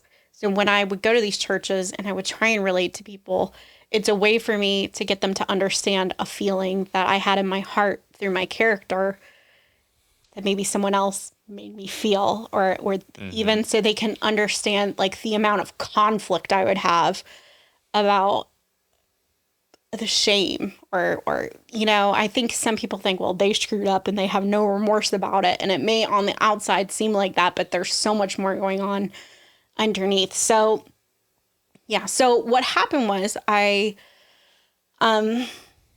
things kind of fell apart with a relationship with my mom again, which kind of led to me leaving that church. Like, that's like a whole thing. But I was my whole life I've wanted to please my mom and my dad, and to my detriment, because I kept screwing up. So it, like, became harder and harder to be the kind of daughter I thought they wanted, because I just kept doing everything the hard way. And it just was a lot of things. And so I finally had come to a point where it was like, I was not in relationship with my mom. My sister was not in relationship with my mom. And so it felt, like I said, like I kind of had a safe space at that point to kind of go to therapy and explore some of the things that happened in my childhood and to let it go. Like, forgive them for stuff that happened, because I don't even think they can wrap their minds around the mistakes that happened. And then how did it kind of lead to me falling into the wrong things over the years? Like, you almost need a professional sometimes to like line up all these things for you. Like, well, you can see why. Like, I literally thought my parents couldn't make mistakes until I was almost 40 years old. And then my therapist was like, well, no one told your parents how to do it either. So of course they made mistakes. Right. And I was like, what? Like, it just had never occurred to me. But anyway, I was not in a relationship with her and kind of like feeling like I'm at a rock bottom because I'm coming here and it's stripping away really painful, calluses that are over my trauma and over some really hard things I don't want to feel to get through it. And especially wrapping my mind around grace, because I was like, on one hand, it's like, I don't have to do anything. Like, God loves me. Oh my goodness. And I remember even I came to Tuesday class, and you were talking about grace and about losing salvation. And you said, I don't think the right question is, can you lose your salvation? But if you're saved, why would you lose your salvation? Like, why would you choose basically to lose something along those lines? And I remember calling my sister on the way home and being like, Jesus has me.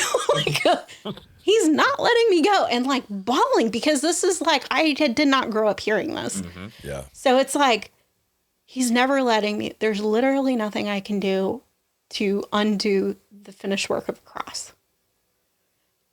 And it was like, I just could not wrap my mind around that. And then feeling like for weeks after you had taught that class, feeling like, I don't know how I feel about that.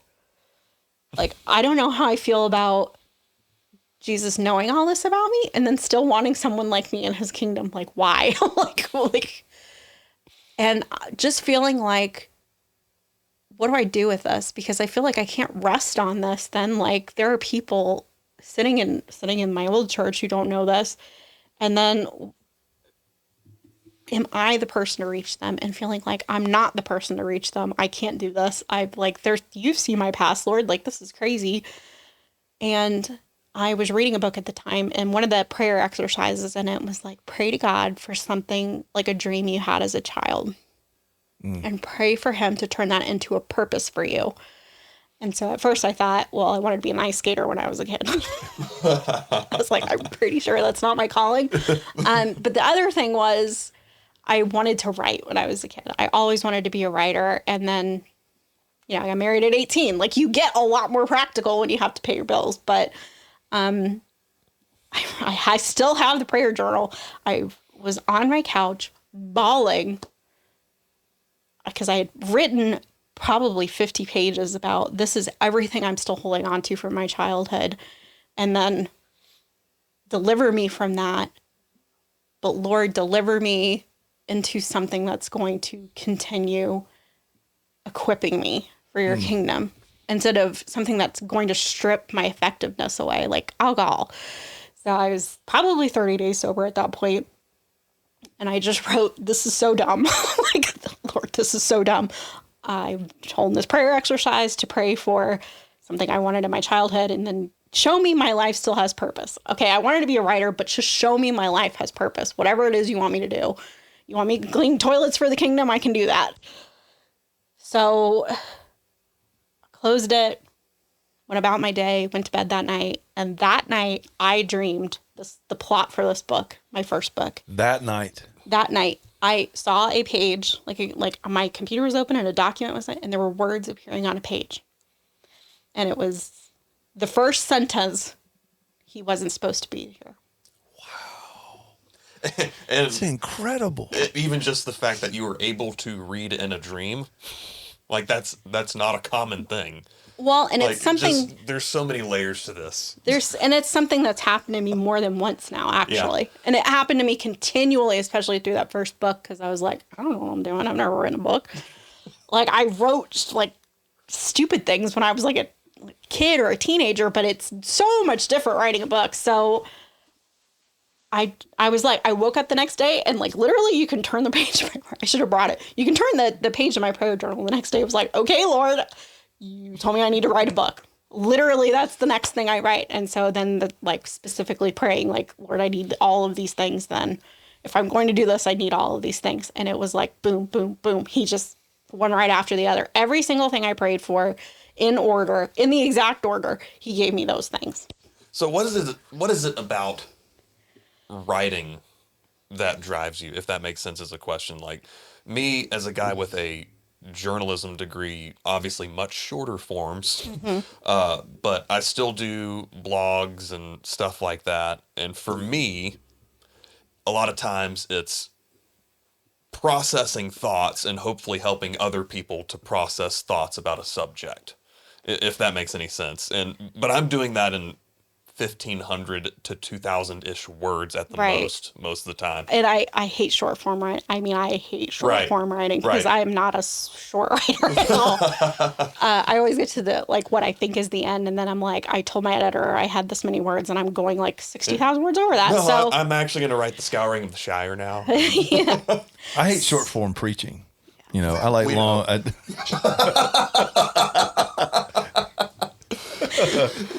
He said it. I didn't. No. You just sat there real quiet. Yeah. No. So I think what it is about writing is it's something that I've never had any. I've had two things come naturally to me. Mm-hmm. One was playing Boron. It just was like I learned how to play during COVID, and I showed up at this guy's house, and he was like, "Here's some basic strokes," and I literally could do it right away. And he was like, I've literally never seen anybody do that before. Like, it just, I don't know. I have a natural proclivity. I don't know. I am pretty Irish in my on my dad's side. But I don't know if it's like my ancestor. I have no idea if it's genetic. This is very similar. Like, I literally sat down that day and plotted this thing. Like, plotted it very loosely using the term plot. It just came out of me. I think God had done so much preparation in the years where I struggled that it was like, it just came out of me and kept coming out of me. That was the sound effect I had in my head, but I wasn't going to make it right now. Right. I can't explain it. Like, it came very naturally to me. I don't want to say it's not something I work at. I work really hard at it, but it just came out of me. And I think it's because there's a freedom in the written word, and it's how it's even God's most effective tool. Let me explain when I say that. I'm not going to argue. Okay. I think word is God's most effective tool because even in the beginning, he created everything through word. Mm-hmm. Yep. And it says like it was void and formless and dark. And then he spoke one word into that darkness and put himself in it in light. And so for me, it was like, it made sense in a spiritual way in that dream, because that's what I saw. And I wrote about this in the third book. There's a character in my third book who has no concept of God. And the first thing that her husband tells her about God is the creation story, because that's where people usually begin, is in the beginning. But I chose that on purpose because that is what God showed me. And the stream was creation through word. And so it was void in my dream and black. And I saw a word and there was light. And it was like something clicked in my brain and I just understood word is the way that God put himself with us. That's amazing. So, all right, my daughter, not this past, maybe it was last Christmas. It's Christmas 2024. And we're currently December 25 right now. She picked up your first book, and as soon as the semester was over for school, so she was the first week of her Christmas break last year, she picked up your first book, and by the end of the week, she had finished both books you had written at the time. You've got a third one out now. She's already read that. I think she read your first. I might be wrong about this, but I think she read your first book twice, all the way through. Well, I need to verify that. It's not uncommon for her to read books that she loves 2, 3, 4 times. And I think she's read at least your first book, maybe the first 2 more than once. And she's read the 3rd one. And my wife started the first one, and Ella had read through the first 2 by the end of the week, and she kept hounding Mary to catch up because she wanted to talk to her about your books, and just fell in love. I mean, and it's just, I'm not trying to brag on my daughter. I just want to give context. My daughter is an avid reader of fiction. She loves fiction. She's read through all of it's escaping me, Harry Potter. She's read through all the Harry Potter several times. So she's read we have books and books and books and books in our house that she's just read through. So it's not like she's, not read a lot of fiction. She has read a lot of fiction, and she absolutely loves this medieval Scottish. High praise to me. I mean, she loves really it. High praise. So, why Scotland? Why medieval? Why, give us some context for that. So God gave me the plot, and He showed me the words appearing on the page. But as far as the time period and who was going to be involved and what, I didn't have all those pieces, but I knew He would give them to me. So I've always been a history nerd. Always, my whole life. And I think part of that is because my dad was really into it, and it was so calm over at his house that it was something I really connected with.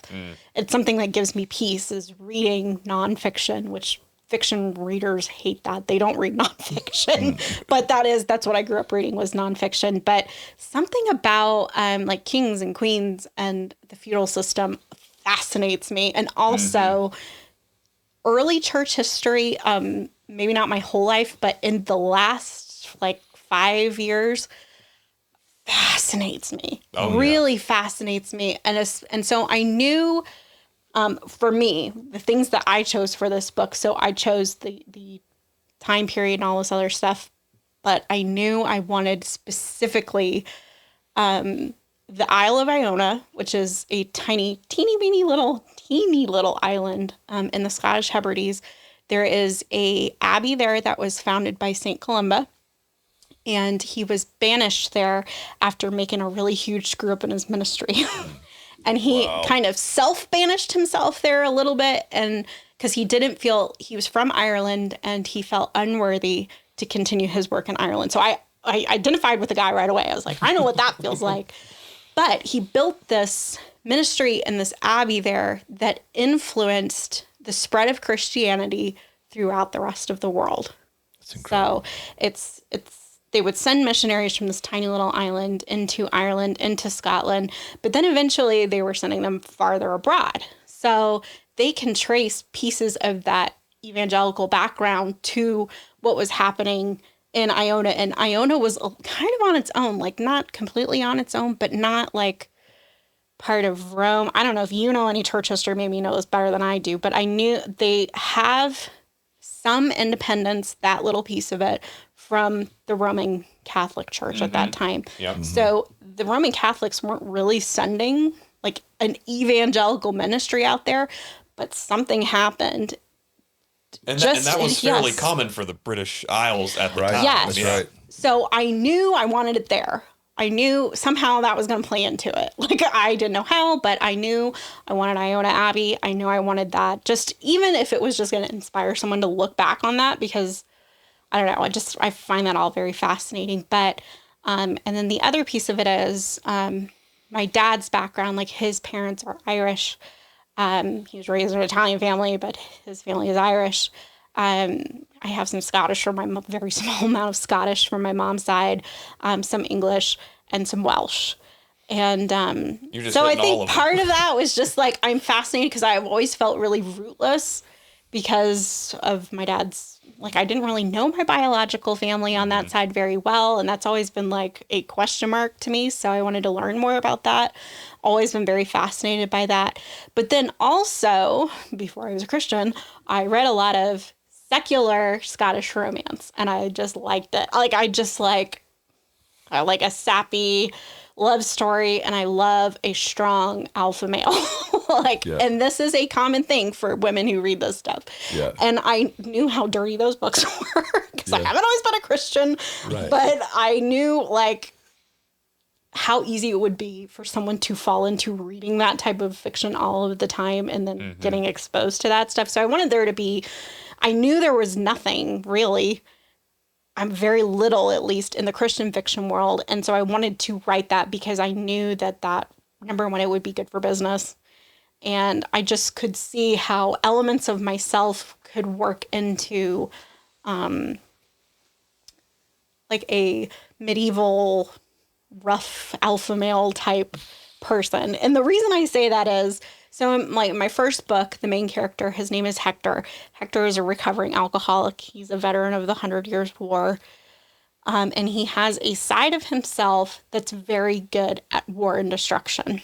And so, and he gives up alcohol. That's the first scene of the book, is him basically coming to the end of himself. And the prayer that I prayed in my journal, that 50 pages of Lord,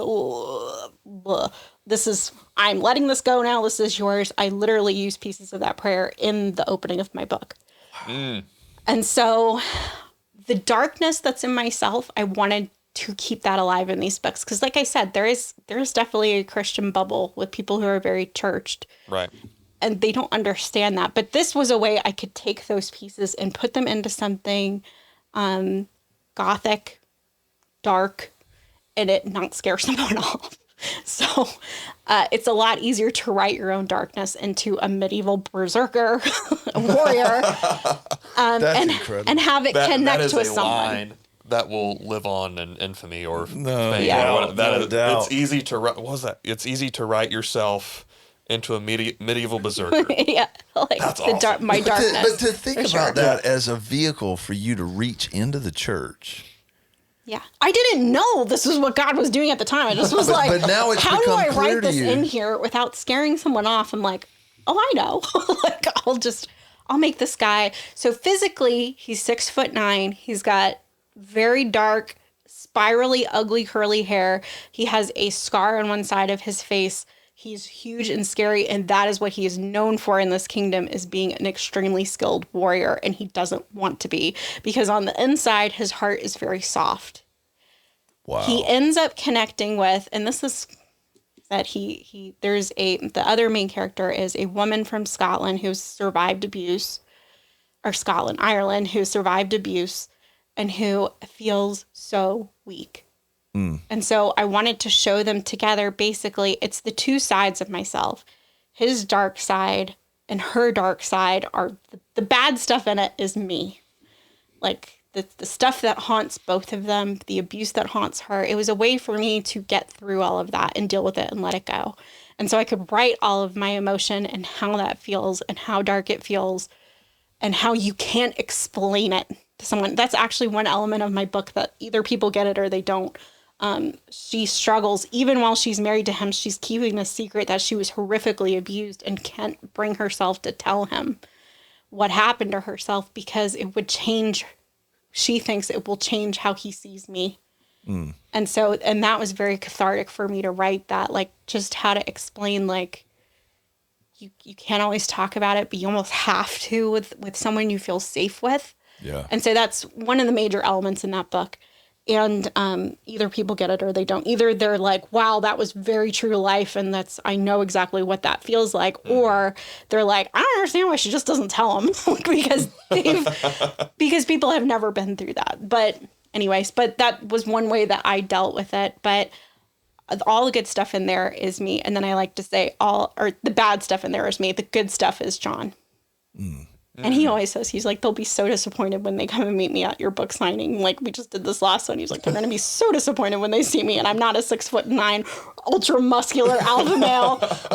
But he is one of the most interesting, funny people I've ever met in my life. And all of that's in there. And I think, and that's another part of it is like, it's writing my own pain and my own darkness. I think that's why I connected with medieval times so much, because they were not afraid of darkness. They were not. They really and truly believed that if they had God, the darkness wasn't going to touch them, which gave them a freedom to explore it and to bring light into it. And so I connected with that right away because I wanted the church to see like, yeah, there is some really dark, heavy stuff in these books, but God can use it. It's not something we have to be fearful of. It's something we have to come alongside people in. You and I were talking before we started the podcast, and we were talking about like the difference between, we're not trying to disparage, churches that do this per se, but like you were talking about how in a lot of your church experience, there were pastors who would hunt and peck verses, and let's only teach on the quote good parts, versus, just working straight through the Bible. And what's amazing is the Bible doesn't skirt around the darkness either.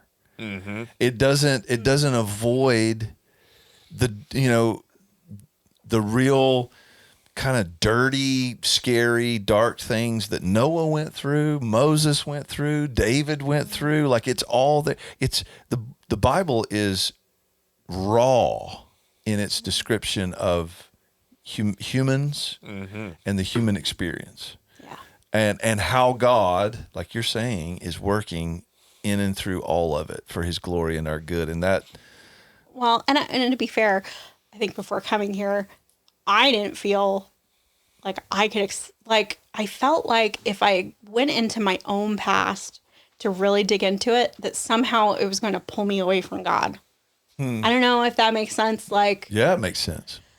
I think a lot of people feel that way, Ashley. Yeah, I was afraid that I was somehow going to either not trust God anymore, or I would stumble across something that would not align with the way I was raised, and I wouldn't be able to reconcile that, and that is not at all what happened. But, I got to the end of writing the first book, and I thought, okay, that's it. I wrote it. I did what I was supposed to do. Got it out of my system. Yeah. Right. And I had been going to the ACFW, my local ACFW. It's American Christian Fiction Writers. Yeah. I had to look that up. Yeah. I was going to my local group, and there was a contest for a free edit. Well, it was the Genesis contest, which is like the first chapter of a book, basically. And well, it's the first however many words, and mine was longer than the first chapter, but basically it's their first chapter of the book. You enter it in if you're not published, and then you get people review it, and they do an edit, basically like a developmental kind of edit, sort of, where they tell you what works and what doesn't and what needs help. And I thought, well, I only have to pay $50 and I would get find out if this thing's any good. What do I do with it next? I didn't really know. Right. And I ended up semi-finaling in that contest. So it was a national contest, and I was part of the last maybe 10 people they picked, maybe less than that. I can't remember how many were in that semi-final category, and I was told it's a lot of people in it, but so I wasn't expecting that. And when I was going to go out there for this award, to find out if I finaled, which I didn't, but when I was going out there, my friends were like, so what are you going to do? Are you going to publish it? I'm like, I don't know. And they're like, well, do you want to do traditional publishing or self-publishing? I was like, I don't know. They're like, well, you have to pitch while you're there. Part of it is pitching your book to agents and editors. And I was like, I don't even know if I want to do that. They're like, well, do you have a one sheet? And I was like, what's a one sheet? And a one sheet is basically your plot and your plans for your book. And I had none because God just told me to write the thing and didn't tell me what to do with it. So I was like, so I went, and I walked away from that conference with my eyes very wide open on Christian publishing. And I knew I had two agents that wanted it. And I knew I could go with them and potentially have this thing published. But I was having a feeling in my soul, I can keep going with this. I could really turn this into a series and it actually might be pretty good. And I was afraid that somebody would take it and then I would lose the rest of the series and the overall spiritual. I know where I'm going with the series. I had an overall spiritual place I want to take people. And I was afraid I was going to lose that. So that was the first strike against traditional publishing for me. And then the second one was, it seemed like people wanted to be published for the sake of being I'm with a traditional publisher. Mm-hmm. And it's everybody's competing for a certain amount of time slots to meet with these people. And then they're bawling because they didn't get awards, or they're bawling because they didn't get anywhere, or they got intimidated pitching their book to someone. And I thought that was very, number one, unhealthy thing for someone who's in recovery. So I don't drink, nothing. Like, I know that is a downfall of my life. I know I'm an alcoholic. Like, I can't do it. So I thought people pleasing when God has just delivered me out of that is probably not the way I need to go. And I knew that it was going to become more of a thing where I was going to be more focused on pleasing man and pleasing what the publisher and maybe what the agent wanted, instead of doing what God told me to do with the book. So I walked out of there and the one agent that wanted it was a big one in our world, and it would have opened a lot of doors for me. And I just felt like this nudge inside me, like, personal fame is not what I'm calling you to. Wow. Like, I'm calling you to share this book and your words. I'm not calling you to the prestige part of it. And I was like, it would be really fun, I'm not going to lie, to be able to be like, go walk back into this group that I was going to and be like, I got an agent and I'm going to have a publisher or whatever. Like, the human part of you is like, man, that would feel so good to be like, look at my past, but now look at what I did. And it was like, and I just knew that was the wrong way to go. So I walked out of there like, okay, I'm going to self-publish this thing. I'm going to do it myself. And I don't know what that means, but I'm being called to share the words, not share myself.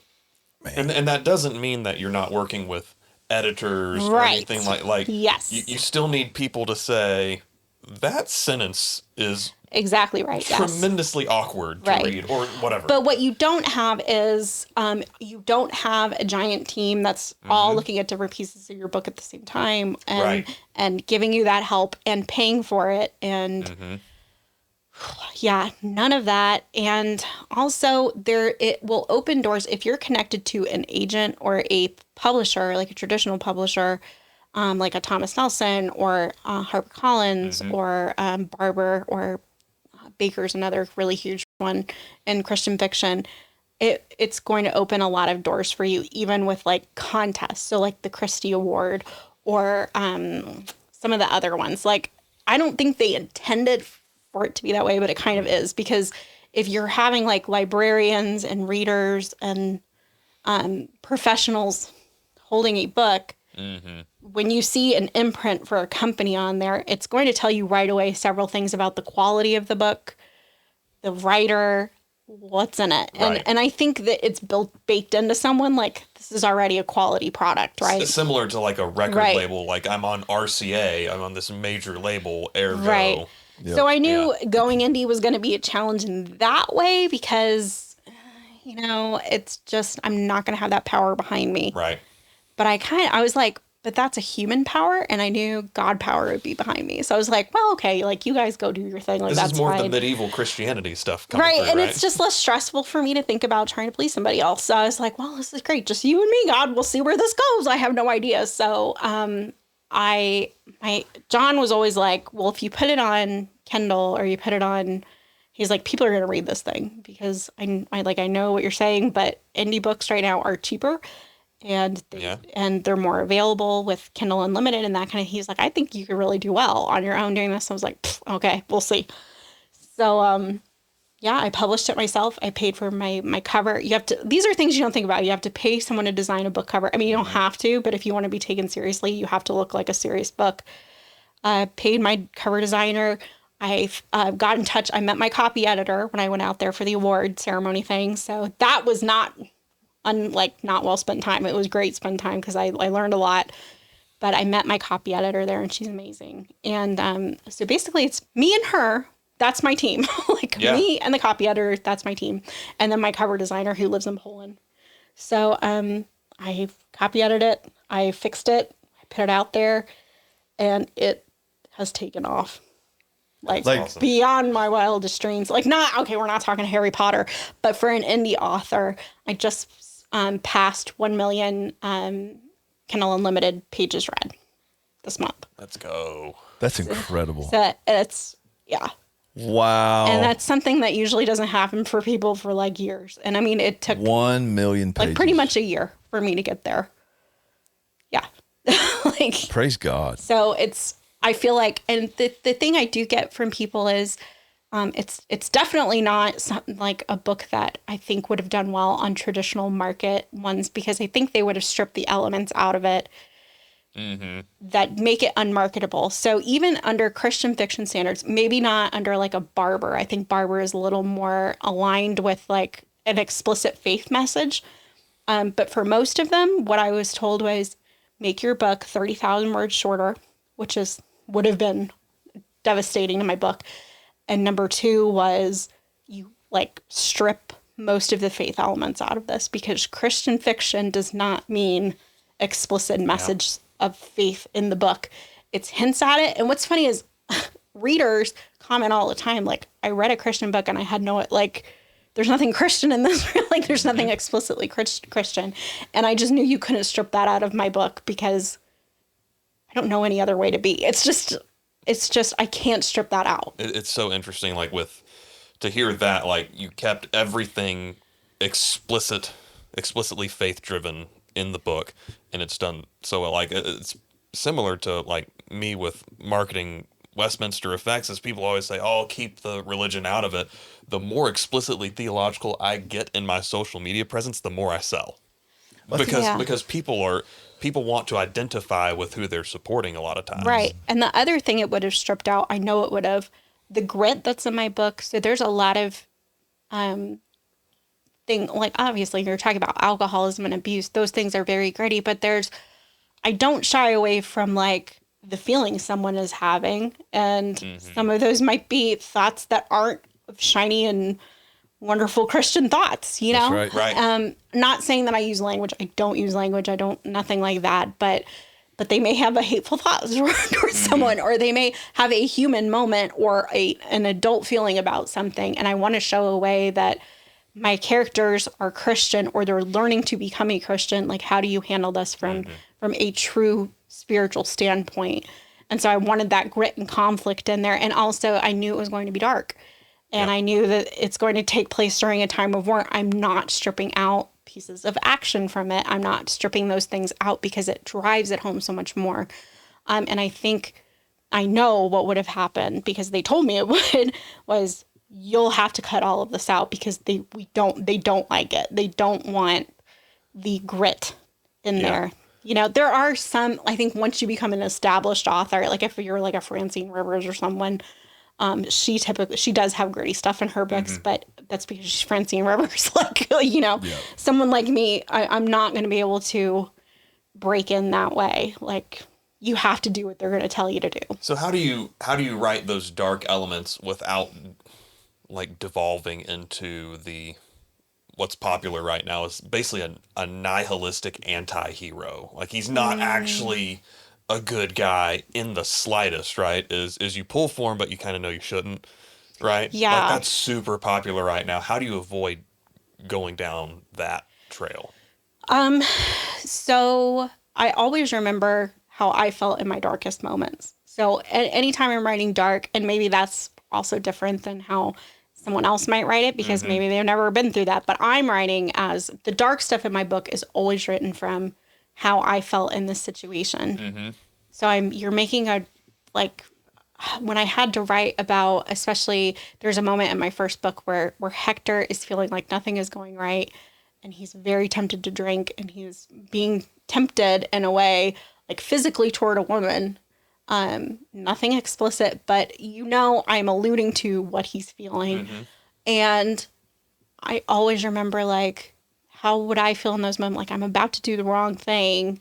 And I know it's the wrong thing, but boy, it would be so much easier to do it this way. Right. And that was one of the hardest scenes for me to write in that book, because it felt so personal to me. But in that moment, I'm also thinking, like, he looks up and he sees the person that he loves, and he knows how she is perceiving what's happening to him.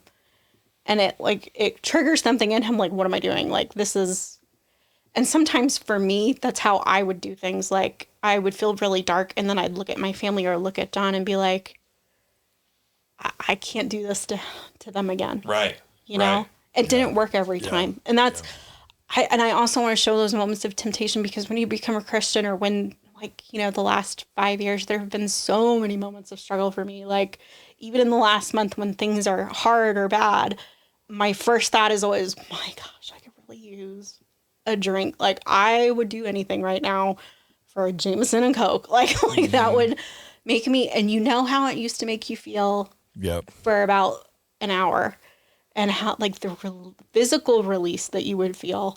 And it's so tempting. And I don't want anyone to think like, oh, I've come to Jesus and it's just, this is all cakewalk now, because it's so not. And addiction is always with you. And Satan is always trying to get you to take the path of least resistance. Yep. So, yeah, that's how I write it. And as far as writing dark, or writing even from a male point of view, I listen to, I have a playlist, and I listen to, like, really cinematic music. So, like, I'm writing right now a standalone book within the same world, and I'm listening to a lot of, like, Hans Zimmer Dark Knight soundtrack. Oh yeah. So it puts me, like, in a dark headspace, and so, without being, like, too much, but I have to feel like my head is in a masculine place to write as a male. And also remember, like, they're not feeling what a female would feel. So, and some of it is asking John, like, tell me about, like, the worst thing, or tell me about, what would they call this in the army, or how would you feel when? And he may give me 3 words. And then it's me ruminating on those 3 words. But I always want to remember, again, God spoke light, let there be light. In darkness. So I don't want to emphasize the darkness too much, but I don't want to shy away from it. So, especially this last book, because the last book I wrote, book number 3, The Speed of Lightning, deals with a character who wasn't churched growing up, and he comes to faith on his own, and everyone around him on this island has paganistic belief. And so there was a lot of me like, you have to show it. How much do I show? Mm-hmm. I don't want it to be perceived like I'm glorifying anything, but I can't not show it. So, yeah, it's a lot of agonizing in my own head. Sorry, so where can people find you? Like, what? I'm exclusively on Amazon. Exclusively on Amazon. Yes, because it's the most accessible for an indie author. Mm-hmm. Typically, the least amount of problems shipping wise and order wise, and Amazon's very good to indie authors as far as royalties go. So, and so they can search Ashley Worrell, Hebridean series, Hebridean Shield. How do we spell that? ASHLEYWORRELL. You can search my name and it is in there. And then Hebridean is. That's what I wanted the spelling for. Here you go. Spell it, Bradley, because I'm not sure I can. HEBRIDEAN. HEBRIDEAN Shield series. The first book being The Radiance of the Moon. Yes. Between your name, the series, and the first book, they ought to be able to find you on Amazon. Absolutely, yeah. And you're social media too? Like, do you have a... I am on Instagram. My Facebook is private. I hate Facebook because it's just a very sad, dark place. But I don't mind Instagram. I'm mostly on Instagram. All my updates are on Instagram. I have a newsletter. If you go to my Instagram, in my bio is a campsite link, and it has links to my books. It has links to my newsletter, my website. Yeah. I tell you what, I've done a lot of podcasts. This is one of the most fascinating, intriguing, encouraging, raw, amazing podcasts I think I've ever done. I mean, just to hear like what the Lord has done for you, in you, through you, what he is doing.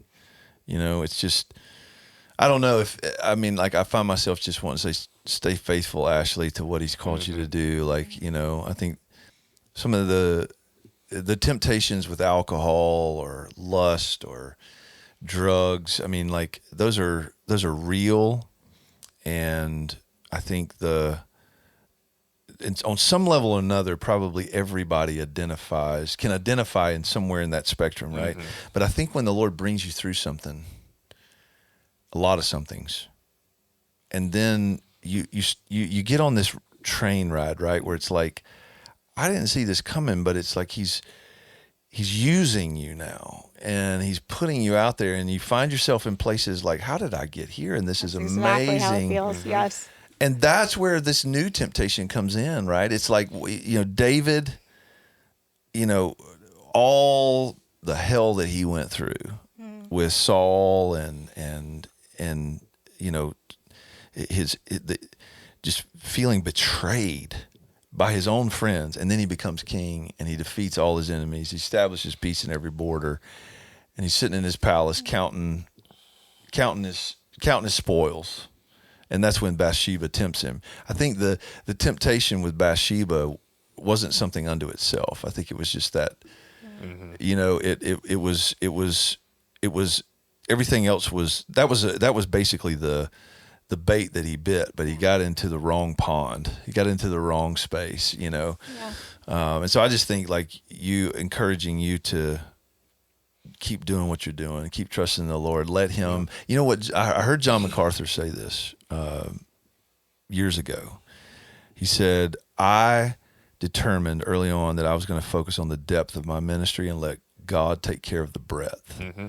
And I was like, that was so, that got deep in my soul, right? Is that I wasn't going to chase things. I'll let the Lord handle, do your work, do the right things. Don't be lazy. Don't be sloppy. Right.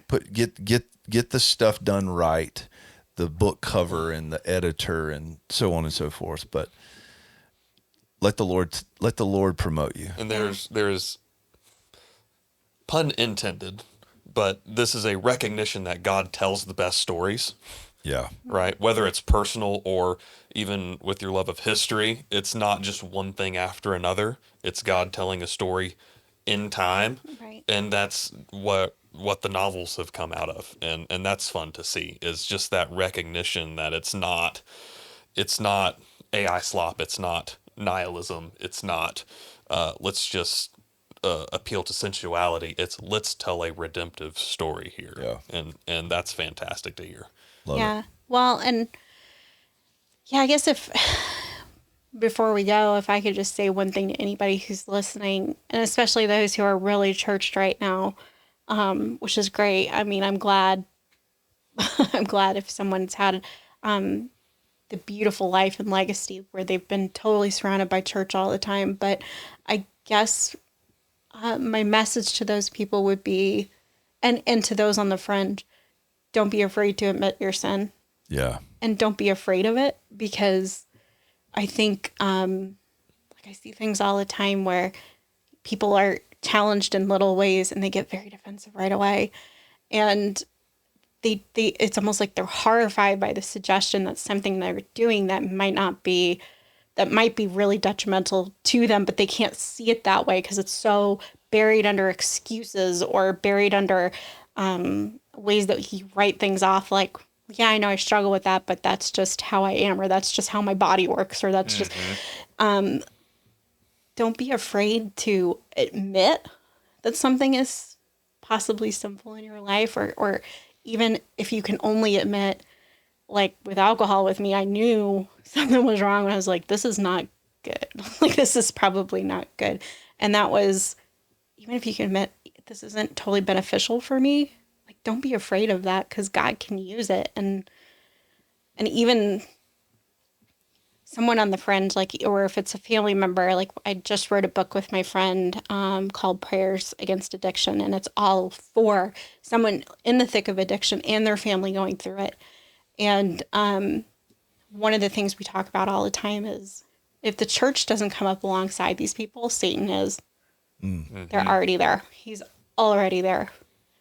So don't be afraid to be a light in the world. Don't be afraid of the darkness. We're not called to a spirit of fear or timidity. Like, we're called to be bold and unafraid, and to have our confidence in what God is, who God is, what he's called us to do, and what he's already doing through you through his finished work on the cross. So I guess if I got to leave it somewhere, that's definitely where I want to leave it, is we're all in the same playing field here. We're all on the same team. We're all on the same side. So keep praying and trusting God will bring it all for good. Ashley, thank you. This has been amazing. Thank you. Awesome. Thanks for joining us.